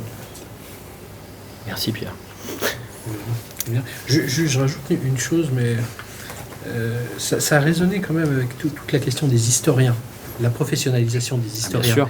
Puisque malgré tout, chez les historiens, il reste des marges qui sont toujours actives aujourd'hui, des sociétés savantes avec, et tout ce que tu décris sur... Il y a quelqu'un qui a travaillé sur les monographies locales. Je veux dire, on est dans la période que tu décris, celle de la Troisième République, on a, comment dire, un nombre phénoménal d'histoires. Voilà, c'est François Plou. De monographies locales qui légitiment les gens sur le terrain. Et chez les historiens, il y a toujours cette expression de l'historien du dimanche. Et certains historiens du dimanche, Philippe Ariès notamment, restent légitimes, mais ils sont passés par d'autres chemins que celui de la professionnalisation fermée. Merriman, un historien Yale, aux États-Unis, a publié l'année dernière un bouquin qui s'appelle History on the Margins. Et en fait, c'est pas l'histoire des marges, c'est l'histoire à la marge. Et c'est assez passionnant, en fait. Annette ? On pourrait ajouter la sociologie aussi dans tout ce discours. Oui, mais là, on dirait peut-être pas les mêmes choses. Alors moi, bonne attention sur la sociologie. L'histoire de ces dilettantes et de ces savants, est-ce qu'on retrouve tout ça en Europe à peu près dans la même période, tu as mis jusqu'en, disons, 1860, on peut encore s'épanouir en étant dilettante, en tout cas y croire encore. Après, ça devient quasi impossible. Donc, est-ce que tu trouves ça en Allemagne, en Angleterre, dans d'autres pays? Première chose, avec la périodisation. Deuxième chose, est-ce que les pratiques savantes, par contre, ont-elles été influencées par ces essais, ce travail de cosmogonie de tes 40 personnes? Ça veut dire est-ce que certains d'entre eux auraient eu au fond des intuitions? Je ne sais pas, c'est sûrement pas... Est-ce qu'ils ont dit des choses justes quand même, ou c'est quand même loufoque? Est-ce que soit loufoque, soit avec déjà ce que tu disais pour l'un d'entre eux, le problème était réglé déjà depuis 20 ans, et lui, il a refait son propre travail, je dirais, dans son garage. Toi, c'est un petit peu les images qu'on pourra avoir maintenant, pour avoir la même chose. Ou est-ce que, malgré tout, c'est quand même dans le courant, j'allais dire, institutionnel, reconnu, légitime, que les choses ont progressé, qu'on a peut-être eu une cosmogonie, mais tu as dit tout ça s'effondre avec Einstein. Je suis très ignorante. Moi, la cosmogonie, c'était que les Dogons, jusqu'à dans ma culture, un tout petit peu savante de ça, j'ai pas pu dépasser ça. Au fond, est-ce qu'ils ont eu raison de fermer, quoi? C'est aussi ça un peu. Au fond, voilà. Est-ce que c'était pas légitime, au fond, qu'ils disent, c'est gentil vos écrits, mais voilà. Est-ce qu'ils ont influencé? Est-ce qu'on fait un autre Juste question? encore une question pour rebondir aussi sur... Est-ce qu'aujourd'hui, en astronomie, est-ce qu'il n'y a pas une reconnaissance des observations faites par des amateurs et qui sont, on va dire, écoutées ou par les savants reconnus ou des gros observatoires? Je ne sais pas comment dire, parce que je crois qu'il y a des fois, il peut y avoir une mise en commun d'observations entre amateurs et scientifiques. C'est une question. Je sais très bien y répondre. Bien, alors Stéphanie. Très rapidement, moi j'aime beaucoup le travail de Volny, ça fait longtemps qu'on discute de ces questions-là ensemble, et de mon point de vue en tout cas, le fait qu'il traite la question de ces pratiques scientifiques marginales du point de vue, entre autres, des moyens de contrôle qui sont déployés par les centres légitimes de production des connaissances pour trier le bon grain de livret, pour se constituer eux-mêmes, mais aussi pour écarter, définir, c'est exclure. Ça permet aussi de renouveler un peu le regard sur les analyses qu'on a aujourd'hui,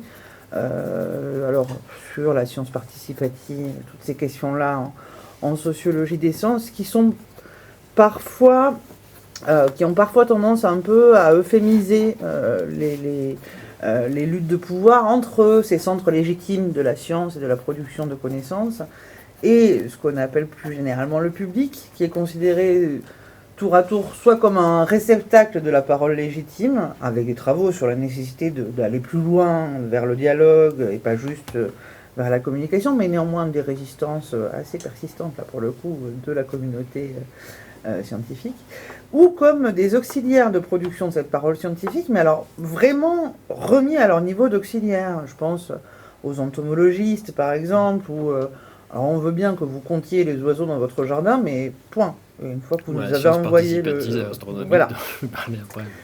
Mais plus rarement, me semble-t-il, comme un espace de résistance de la part de celles et ceux qui composent la marge. Et tes analyses, elles permettent de penser ça. Donc moi, je trouve ça passionnant. Voilà, c'était plus une remarque. Merci.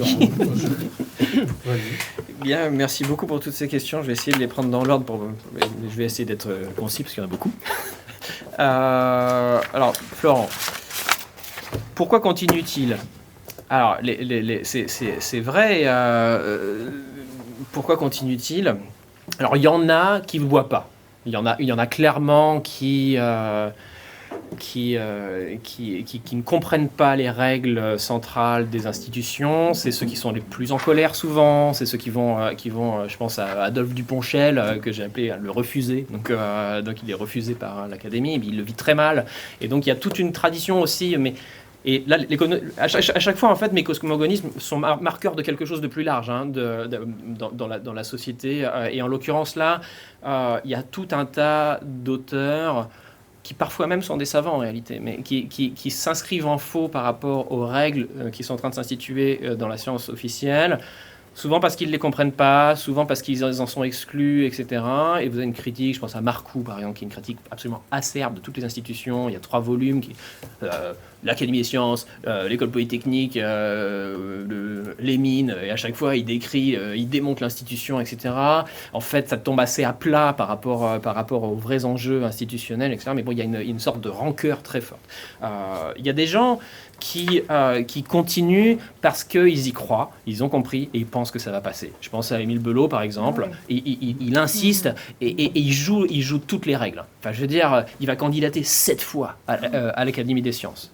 Et c'est assez intéressant parce que ça laisse plein de traces d'archives. Donc il y a des rapports sur les candidatures, il y a ouais, voilà, donc et lui, il se considère comme pleinement légitime. C'est quelqu'un de reconnu dans ce qu'il fait, dans les industries de tabac, parce qu'il est directeur d'une manufacture de tabac au Gros Caillou, etc. Et donc, il finit par y arriver, par réussir à avoir une forme de statut à la Société astronomique de France, dont il devient vice-président, en fait, juste en dessous des stars, parce que la Société astronomique de France, elle est présidée par des stars, par des astronomes d'État, Poincaré, etc. Et lui, juste en dessous, donc la société qui est créée par Flammarion. Voilà. Il continue, et puis après, il meurt, quoi. C'est-à-dire que ça dure 30 ans, et puis il réussit à un moment donné, son obstination, vu qu'il arrive à publier des fois 30 notes par an, dans les comptes rendus de l'Académie des sciences, il y a une section, on parlait de section en droit dans la revue de droit public hier, il y a une section de l'Académie des sciences qui va être astronomie cosmogonique. C'est que pour lui. Et donc, il va développer toute une démarche, un argumentaire pour créer une discipline d'astronomie cosmogonique calqué sur basé sur sa propre épistémologie à lui, parce qu'en fait, il développe une épistémologie qui met en avant, mais qui est pas du tout marginale qui est pas du tout, c'est pas exceptionnel de faire ça. C'est-à-dire qu'à l'époque, il y a plein de gens qui font des épistémologies. Il est repris.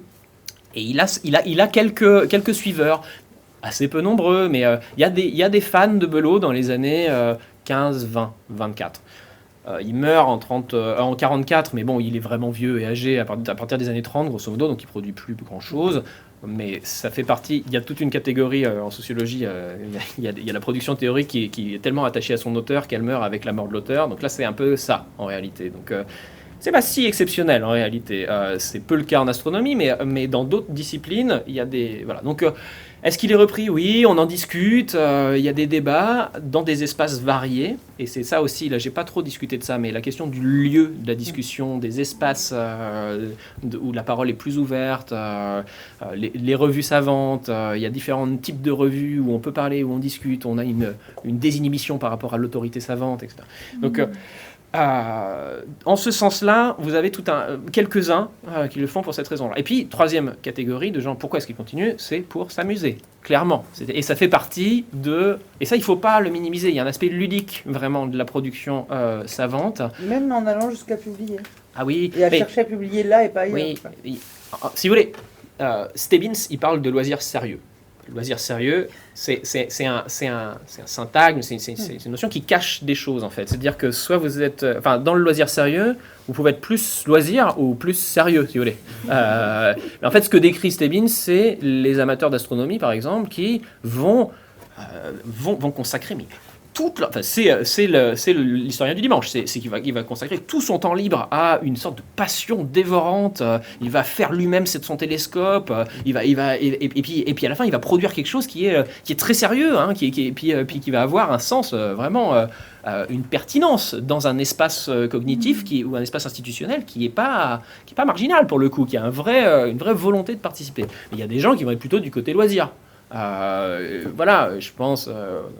Hugo, Léopold Hugo, Léopold, je me rappelle plus de son prénom, mais donc le neveu de Victor Hugo qui va à la fois être un peu sérieux, il veut créer il discute de formes cosmiques et puis de formes cristallines, et en même temps il invente un style poétique dans lequel, donc une forme hugo-voïdale, donc au sens de Hugo, et voilà, et du coup il y a la question du dilettantisme là, mais c'est un dilettantisme qui n'est pas totalement à côté. C'est-à-dire que voilà. Donc ceux-là, ils persistent parce que ça les amuse, ils font d'autres trucs parallèlement, parce que les cosmogonies, en fait, ça participe d'une économie de la production savante où quand on fait de la cosmogonie, chez ces auteurs-là, on fait aussi des calculs de probabilité, de la spéculation sur l'occurrence des taches solaires. Il y a tout un tas de travaux comme ça spéculatifs qui caractérisent une sphère d'activité qui constitue une sorte de culture propre, un peu fermée. Voilà, pour répondre à pourquoi est-ce qu'il continue. En plus des deux raisons, à mon avis, structurelles fortes, qui est la raison religieuse et la raison de la légitimité sociale associée à ces de résistance par rapport à ça. Sur la question religieuse, je vais juste passer directement ça parce que je viens de l'évoquer. La question religieuse, c'est vraiment c'est une grille de lecture importante. Et dans mon bouquin, c'est le seul endroit où j'ai vraiment structuré par période, parce qu'on peut clairement périodiser en fonction de la posture des papes par rapport à la science. Donc j'ai mis mon début de période en 60, parce que la publication de l'origine des espèces, c'est 1959, traduction en français en 62. En fait, à partir de 62, en particulier en France, la traduction par Clémence Royer de l'origine des espèces de Darwin, Clémence Royer reformule dans son introduction l'hypothèse de Darwin d'un point de vue purement matérialiste, et donc fabrique une controverse. Il y a pas mal d'historiens qui ont travaillé sur ça. Claude Blanquart, par exemple, explique elle fabrique le problème. En réalité, elle dit ça, c'est une théorie évolutionniste matérialiste, donc anticléricale en réalité, donc républicaine. Enfin, bon, il y a tout aussi ce que Darwin n'est pas. Darwin est un conservateur, Darwin est un religieux, c'est un naturaliste pasteur de la campagne. Je veux dire, il est traumatisé par ces problèmes de religion, Darwin. Et donc, ça crée un problème, en particulier en France, et puis après, ça va comme la France est quand même un peu le centre du monde savant, va se diffuser, notamment jusqu'au Vatican. Le Vatican, on est il y a plusieurs périodes, mais des périodes particulièrement tendues. Les années 60 sont des périodes très tendu de rapport entre science et religion, et du coup formuler des cosmogonies va induire des postures radicales. Je pense à Guérin, par exemple, qui propose une réforme de l'enseignement secondaire. Donc il dit, j'ai pas mis la citation là, mais qu'elle doit commencer par une cosmogonie, parce que rien n'a plus influencé les peuples que leur croyance cosmogonique. Et ça doit être une cosmogonie évolutionniste, bien évidemment, parce qu'il est socialiste. C'est un approche de Louis Blanc. Donc, voilà. Donc, et après, il y a une autre période qui est la période du néotomisme en France. La période du néotomisme, où vous avez une posture de l'Église qui dit la science, c'est bien la science, mais, d'une certaine manière, et on peut pas faire n'importe comment, etc. Et on peut pas juste dire que la science c'est en dehors de la foi et que ça nous intéresse pas. Non, on doit participer à des débats, on doit être apologète. Faire de l'apologétique, on doit défendre, etc. Et puis après, sur la dernière période, vous êtes une période plus soft. Plus soft, non, pas du tout. Après 1905, donc c'est la grande tension en France, mais les papes s'intéressent moins à ces questions de cosmogonie. Et là, vous avez tout un tas d'auteurs, des abbés par exemple, mais aussi des savants comme tous les militaires. Tous les militaires, en fait, c'est des catholiques. C'est des cléricaux.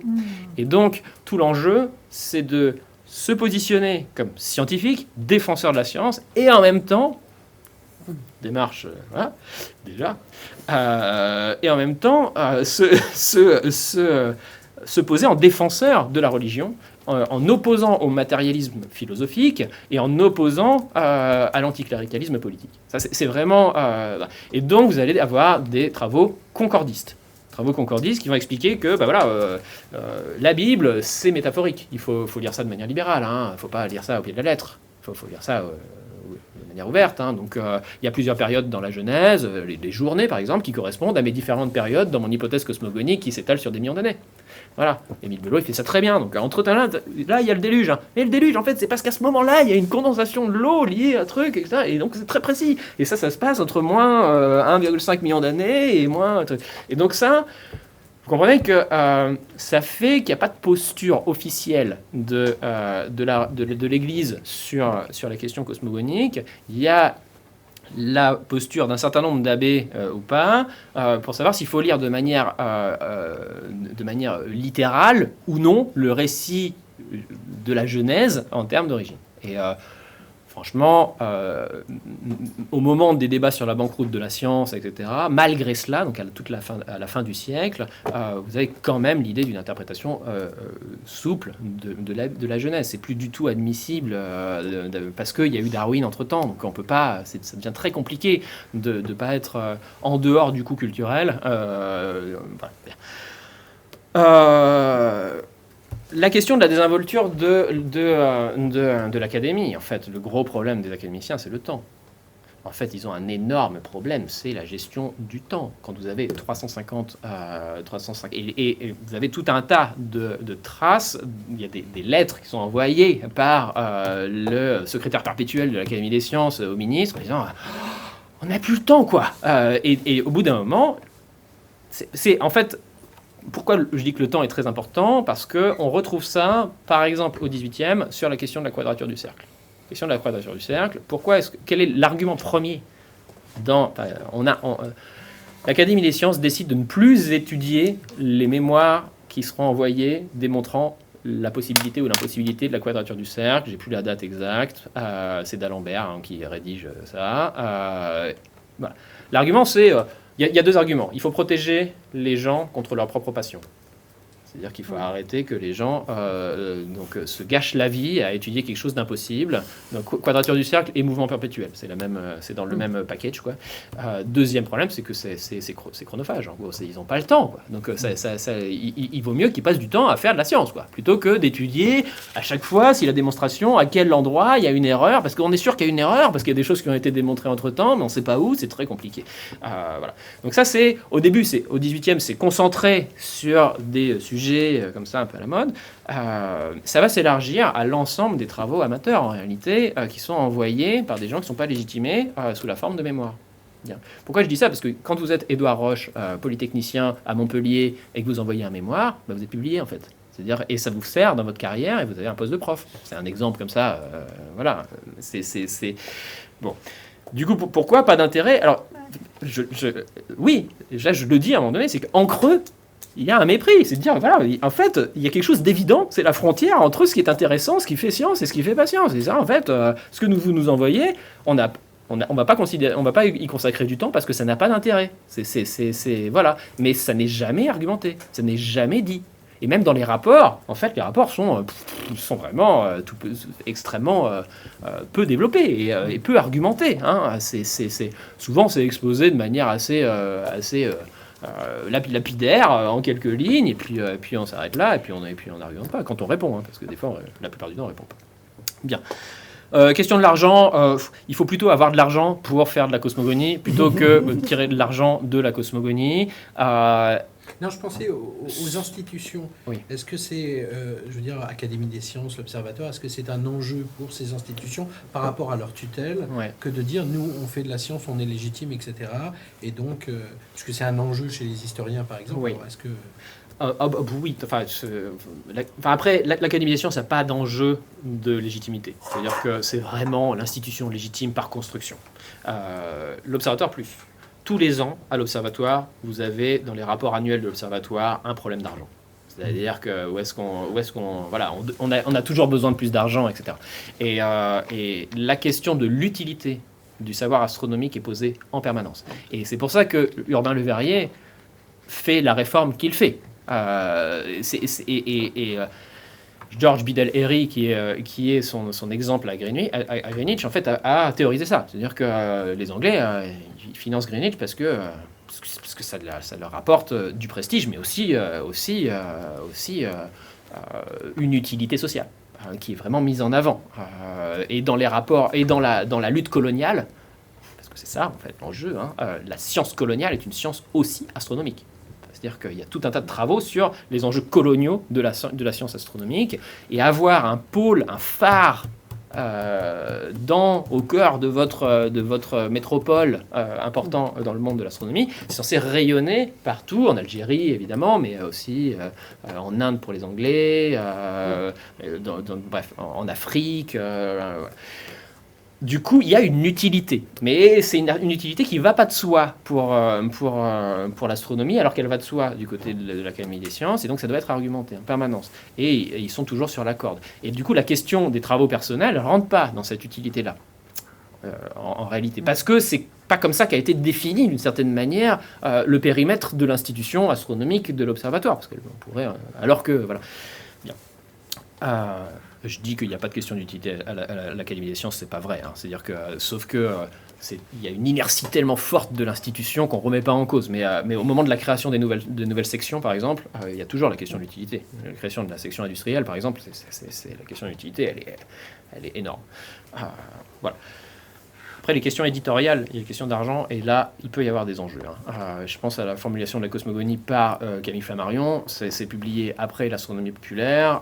Il y a des enjeux vraiment d'argent à publier quelque chose qui va être vendeur. Quoi, hein. Donc, bon, mais on n'est plus trop dans la production d'une connaissance nouvelle, mais plutôt dans la question de la mise en forme de choses qui sont un peu vendeuses. Mais oui, déjà, hein, Flammarion, il a identifié ces questions. Bien. Pourquoi s'intéresser aux marges, aux anonymes, aux amateurs, etc. Il y a plusieurs choses. Le point de départ, c'était... j'avais pas de sujet, alors je me baladais dans les archives de l'Académie des sciences. Après, je suis allé lire des choses à la BNF, et puis après, je suis allé lire la Société astronomique de France, et puis à la Société astronomique de France, j'ai vu la récurrence d'un certain nombre de noms et de certain nombre de choses, et puis j'étais très intéressé par la pratique quotidienne de ce que c'est que la production savante. Et puis après, ce qui m'a intéressé, c'était plutôt ce qui se passait dans les espaces parallèles, comment il pouvait y avoir des formes totalement inconnues qui se déployaient. Et puis après ce qui a fait le déclic, c'est Carlo Ginzburg, quoi. Un jour, j'ai lu Le fromage et les vers. Les fromages et les vers, j'ai fait... voilà, c'est la cosmologie d'un meunier du Frioul au XVIe siècle et qui vous explique qu'est-ce que c'est qu'un calimite et quel est l'intérêt pour comprendre la norme centrale d'analyser des calimites et des débordements. Je crois qu'il parle des potentialités qui sont révélées par le calimite. Donc en fait, finalement, mes cosmogonies, ça montre ce qu'il est possible de faire en réalité dans ces espaces parallèles. Et puis après, on se prend au jeu. C'est-à-dire qu'on se dit, mais la science centrale, c'est tout petit par rapport au nombre de contributions. Et finalement, ça pose plein de questions. La question de la libidocénie que j'ai étudiée après, hein, il n'y a même pas vraiment ça dans le bouquin, mais la question de cette passion qui est attribué à un moment donné comme une forme d'émotion acceptable chez les scientifiques, puis qui ensuite lui est retiré parce que c'est le désintéressement qui va prendre le pas sur l'émotion dans la légitimation de la vocation, par exemple, la question de la vocation savante. Là, dans tous ces cas-là, vous avez, mais de toute façon, purifié la question de la vocation. C'est-à-dire que c'est comme si... je n'ai pas mis une citation, mais Belot il dit merci mon Dieu, dans les dernières volontés, il dit merci mon Dieu de m'avoir donné la voie, m'avoir montré la voie, parce que tous les grands savants, tous les grands noms de l'histoire ont tenté de résoudre ce problème cosmogonique, et moi j'y ai réussi grâce à votre inspiration, quoi. Et si vous voulez, voilà. Donc je pense que voilà. L'accès aux archives, non, j'ai pas trouvé de manne. Hein.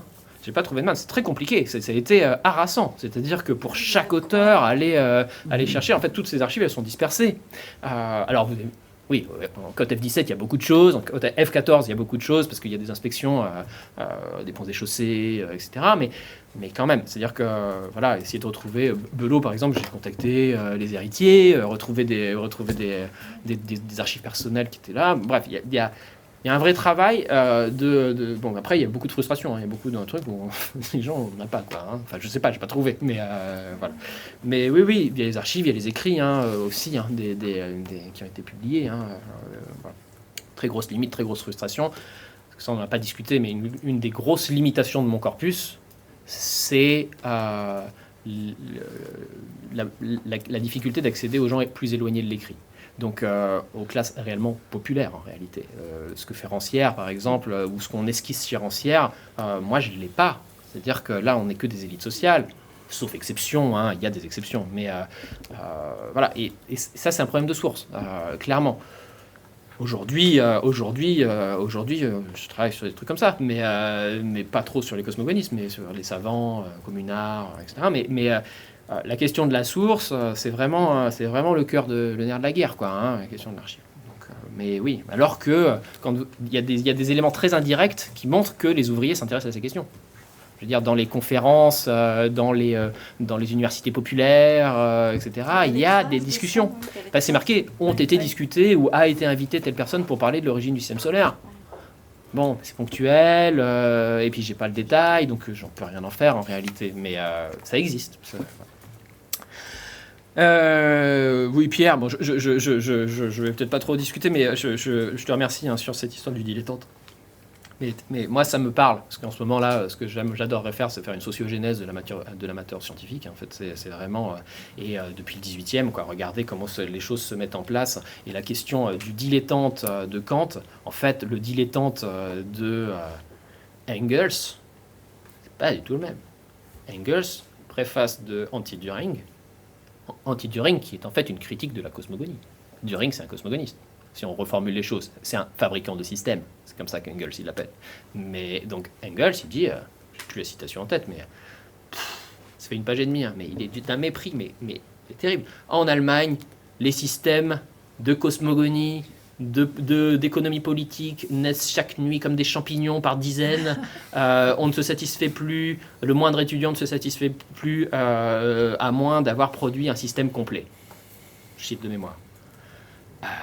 Il critique le dilettantisme. Il est en train de construire le socialisme scientifique. Et la question de la crédibilité de tous les secteurs, voilà. Donc la professionnalisation, c'est pas que l'astronomie, c'est pas que l'histoire, c'est pas que la sociologie, c'est la construction du discours crédible en réalité.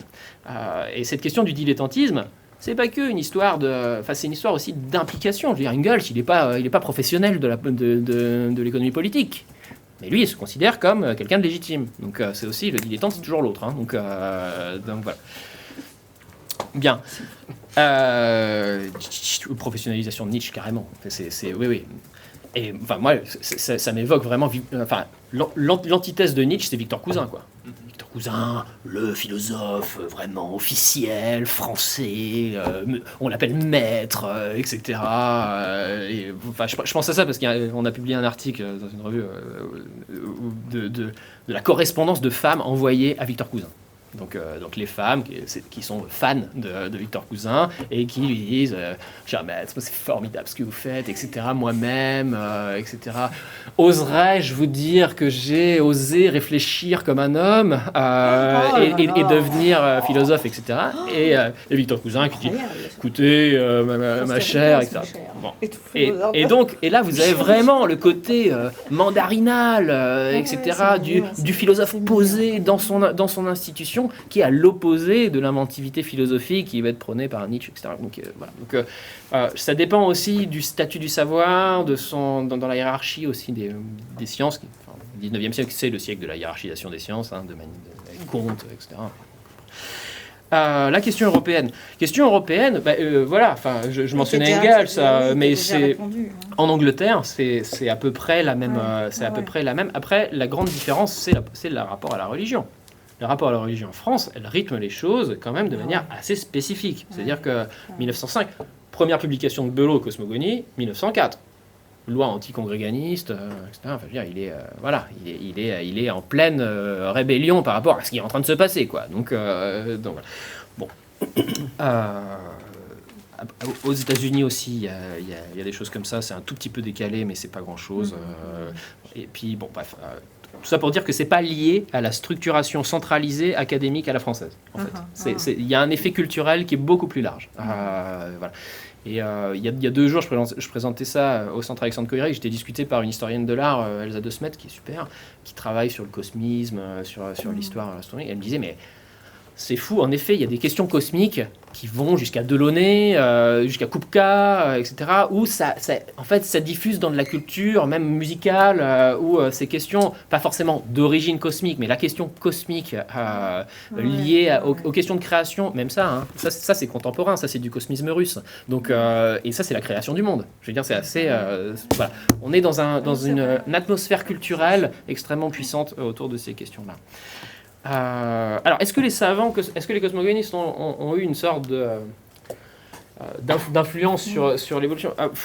En fait, si on regarde l'évolution un peu sur la longue durée de ces questions-là, vraiment en 1905, puis 1915, 1917, avec Einstein, en fait, ce qui va se passer, c'est que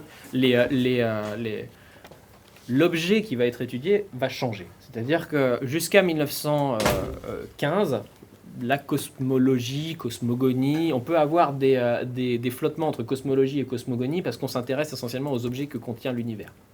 C'est-à-dire que l'univers, il contient des nébuleuses, des planètes, des étoiles, etc. Et du coup, on peut regarder comment c'est formé.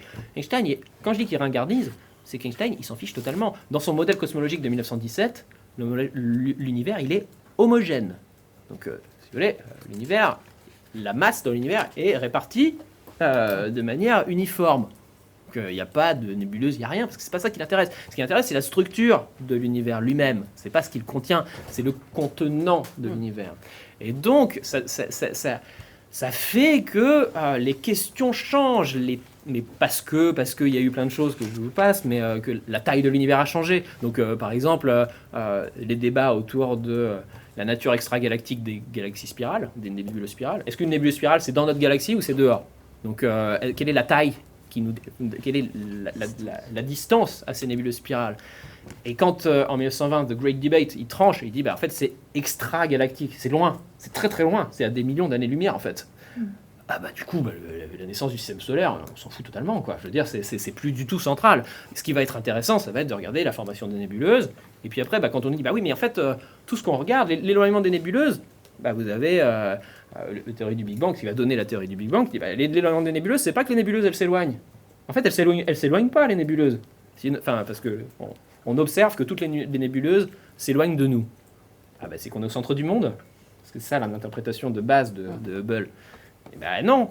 Et là, vous avez, non, en fait, c'est l'univers qui s'étend. Du coup, c'est un effet de l'extension de l'univers. C'est pas du tout le mouvement propre des trucs. Du coup, vous comprenez bien que les questions sont plus les mêmes. C'est des questions de mathématiques, c'est des questions de topologie. Donc c'est plus du tout. Et là, vous avez une marche d'entrée dans ce que c'est que la pratique légitime de ce qui va devenir la cosmologie et non plus la cosmogonie, qui est énorme. Voilà. Et donc vous avez, ça ne veut pas dire que ces cosmogonistes-là n'ont pas discuté ça. Par exemple, Belot va discuter Einstein. Il va dire, moi je comprends. Ça marche bien avec la cosmogonie dualiste que j'ai proposée moi-même. Donc, bien sûr, mais oui. Et c'est pas le seul. Personne ne comprend rien à la théorie d'Einstein en 1915. Enfin, je veux dire, il va falloir 30 ans pour que Einstein soit vraiment... il y a des bouquins d'histoire des sciences qui expliquent vraiment bien à quel point Einstein est marginalisé, parce qu'il est juif, parce que... Et puis en fait, sa théorie, elle met très longtemps à s'imposer. Et la construction de la starification... en fait, c'est après-guerre que Einstein devient une star, pour 1000 raisons. Mais voilà. Einstein lui-même dit que personne ne comprend ce qu'il raconte. Donc, est-ce que la fermeture était légitime? Ça, c'est une question... En histoire des sciences, il y a un tropisme qui est l'histoire jugée à la Bachelard, et donc c'est une sorte de péché, de péché absolu que de rentrer dans cette histoire jugée. Donc c'est quelque chose que je me garde vraiment de faire, c'est-à-dire d'essayer rétrospectivement de trucs. C'est une sorte de peur absolue d'avoir ce jugement-là parce qu'on en a trop fait. Du coup, d'une certaine manière, moi j'aimerais poser la question d'une autre manière. Est-ce qu'elle était légitime à l'époque? Ça voudrait dire par rapport à la vision de la science qu'on a aujourd'hui, etc. On pourrait se poser la question de pourquoi est-ce qu'il fermait? C'est-à-dire quel était le ressort de cette fermeture par les académiciens? Est-ce que c'était pour faire avancer la science parce qu'eux avaient une vision de la science qui était d'une certaine forme? Est-ce que c'était pour défendre leur précaré d'élite sociale particulière, etc. Est-ce que c'était des enjeux politico-sociaux ou je ne sais quoi? Ça c'est difficile de répondre à ça. Moi j'ai pas vraiment de réponse. Je pense que c'est pour ça que j'ai plutôt insisté sur les institutions que sur les auteurs, que sur les acteurs, parce qu'en fait il y a une diversité en réalité de ressorts, mais l'institution elle-même a tendance à mettre en place des dispositifs de protection et de fermeture. Voilà. Auto-justification. Voilà. Et donc, d'une certaine manière, en fait, oui, c'est légitime, parce que... Enfin, c'est légitime. C'est compréhensible que ça arrive à ce moment-là, parce qu'il y a une multiplication de tentatives de production savante. C'est-à-dire que c'est à un moment donné où il y a une explosion exponentielle de gens qui cherchent à produire de la science, cosmogonique ou pas, et donc d'une certaine manière, vous avez la mise en place de ces dispositifs en réaction, quoi, pour administrer, pour réguler ça. Que ça se fasse d'une manière ou d'une autre, après ça c'est très historicisé, contextualisé. Je ne sais pas si je suis très clair, mais bon. Sur la question des amateurs aujourd'hui, bah oui, en astronomie, vous avez en astronomie, le gros problème, c'est l'instrument. Et donc, c'est la donnée. C'est-à-dire que là, j'ai parlé d'un moment où il était encore possible de fabriquer son observatoire, acheter pour quelques milliers de francs, on se cotise, etc., un télescope et faire des observations qui, du coup, ont un sens. À la toute fin du 19e, début 20e, vous avez la construction des énormes télescopes. Donc IRCS aux États-Unis, le Mont Wilson, l'observatoire du Mont Blanc, l'observatoire de Nice, etc., qui sont des gigantesques choses qui sont vraiment absolument inaccessibles aux individus. Et donc vous avez un dispositif de sélection aussi, qui est l'accessibilité réelle à l'instrument. Alors déjà à cette époque-là, vous pouvez acheter des photos. C'est-à-dire que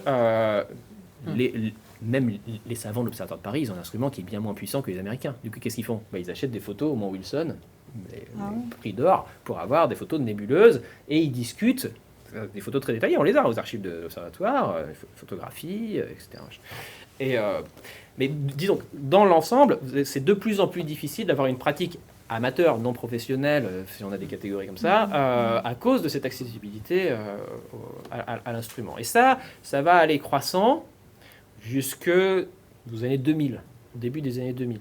Entre-temps, il s'est passé plein de choses. Il y a eu le développement vraiment d'une astronomie amateur passionnée, mais qui se développe, je dirais, parallèlement à l'astronomie professionnelle, avec assez peu d'interactions. C'est les clubs d'astronomie, c'est tout ça qui se développe dans l'après-guerre, mais comme les clubs d'aéromodélisme, et vous avez tout un tas de pratiques. Vous avez le développement économique qui fait que vous avez la production en série d'instruments qui va baisser les coûts, ce qu'on appelle des télescopes casse-grains. Donc pour quelques centaines de francs à l'époque, vous pouvez vous payer un casse-grain, et donc ça ne vous donnera pas des observations professionnelles, mais en même temps vous pouvez faire des choses quand même très bien. Et donc vous allez avoir tout un tas de pratiques comme celle-là.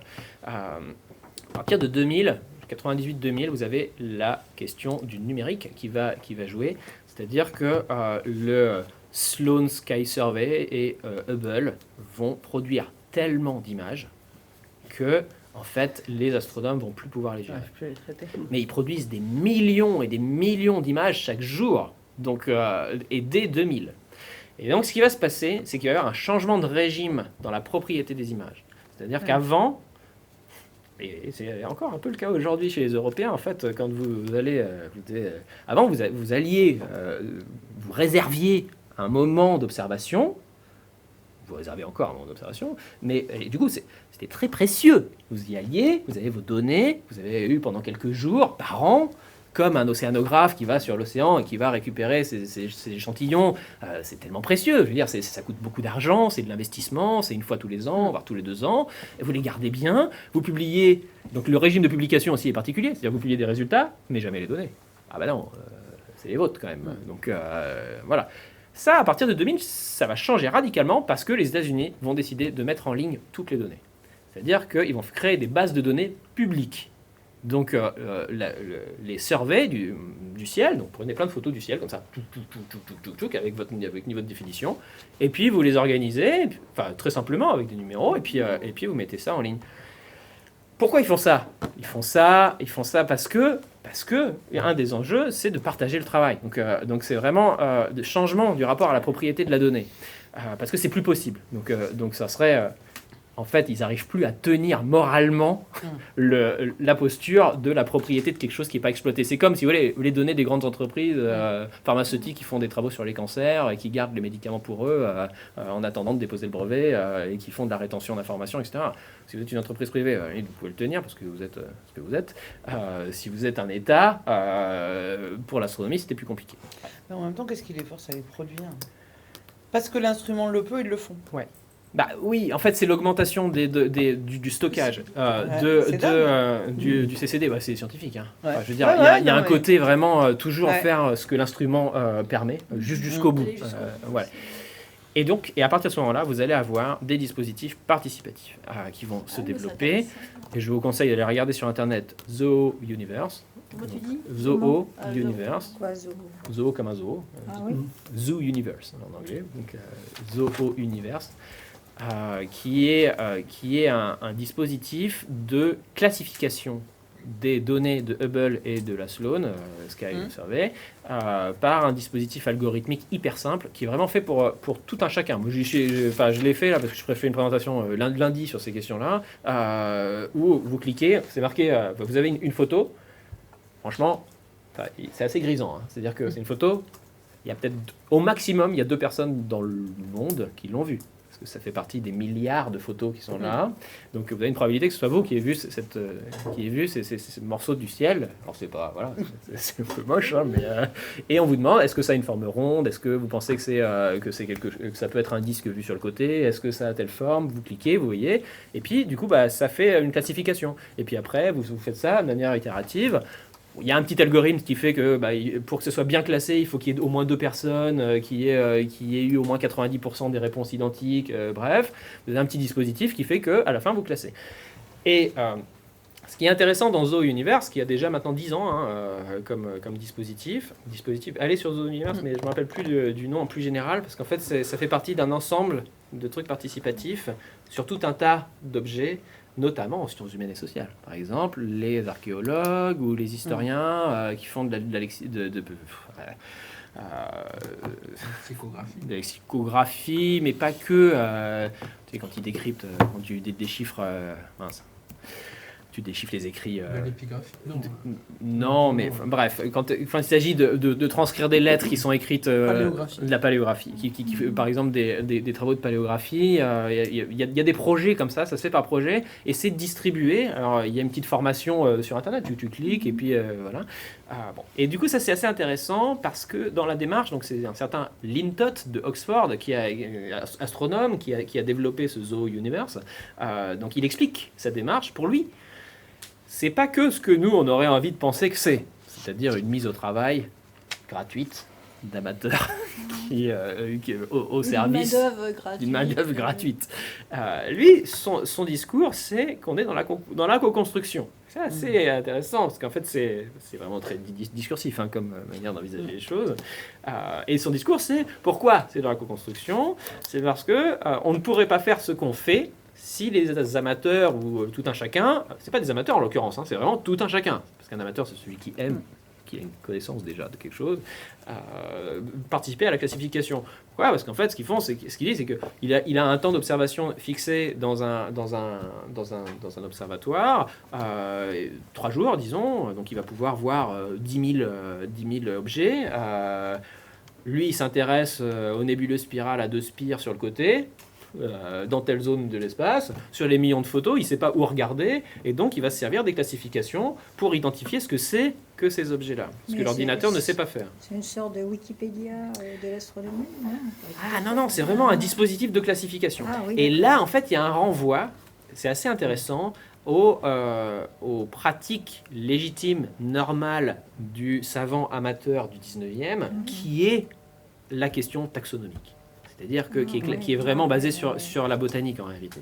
C'est-à-dire que c'est de la co-construction, oui, mais c'est de la co-construction où la légitimité des pratiques des uns et des autres sont bien réparties, et où on ne mélange pas les torchons et les serviettes. Là où c'est intéressant, c'est qu'il y a aussi une démarche de copublication. C'est-à-dire que les gens qui participent le plus ont leur nom, en réalité, dans la publi à la fin. Donc bon, il y a cette volonté-là. Mais il y a un écran de fumée, c'est l'arbre qui cache un peu la forêt. Mais en tout cas, moi, je trouve que ça montre que les transformations technologiques qui sont les nôtres font qu'il peut y avoir des formes de codépendance entre des formes de pratiques qui sont des pratiques très fastidieuses, avec peu de valorisation intellectuelle, qui sont des questions de taxonomie, de collection, de classification, avec des pratiques de théorisation mathématique extrêmement élitistes. Voilà. Je pense que j'ai fait le tour. C'était magnifique. Est-ce que vous avez d'autres questions?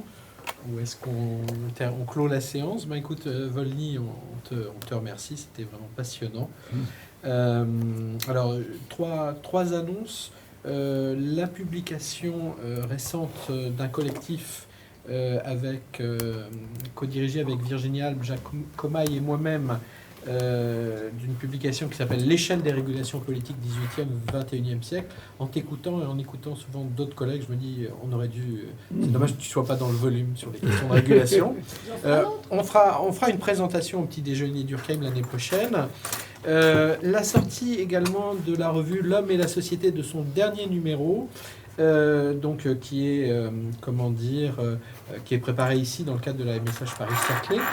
Le numéro porte sur les sexualités minoritaires, expériences subjectives, communautés érotiques et politiques de reconnaissance. C'est coordonné par Gilles Chantraine et Gwenella Ricordo. Et puis, j'annonce la prochaine séance des petits déjeuners d'Urkheim, le vendredi 28 juin. Oui, ça fait partie. La radicalisation religieuse saisie par le droit. C'est un collectif qui sera présenté par la juriste de l'Université d'Evry, Olivia Buixuan. Et ce sera discuté par Claire de Galambert de l'ISP. Voilà, je vous remercie. À la prochaine fois. Merci à tous. Merci. Merci beaucoup.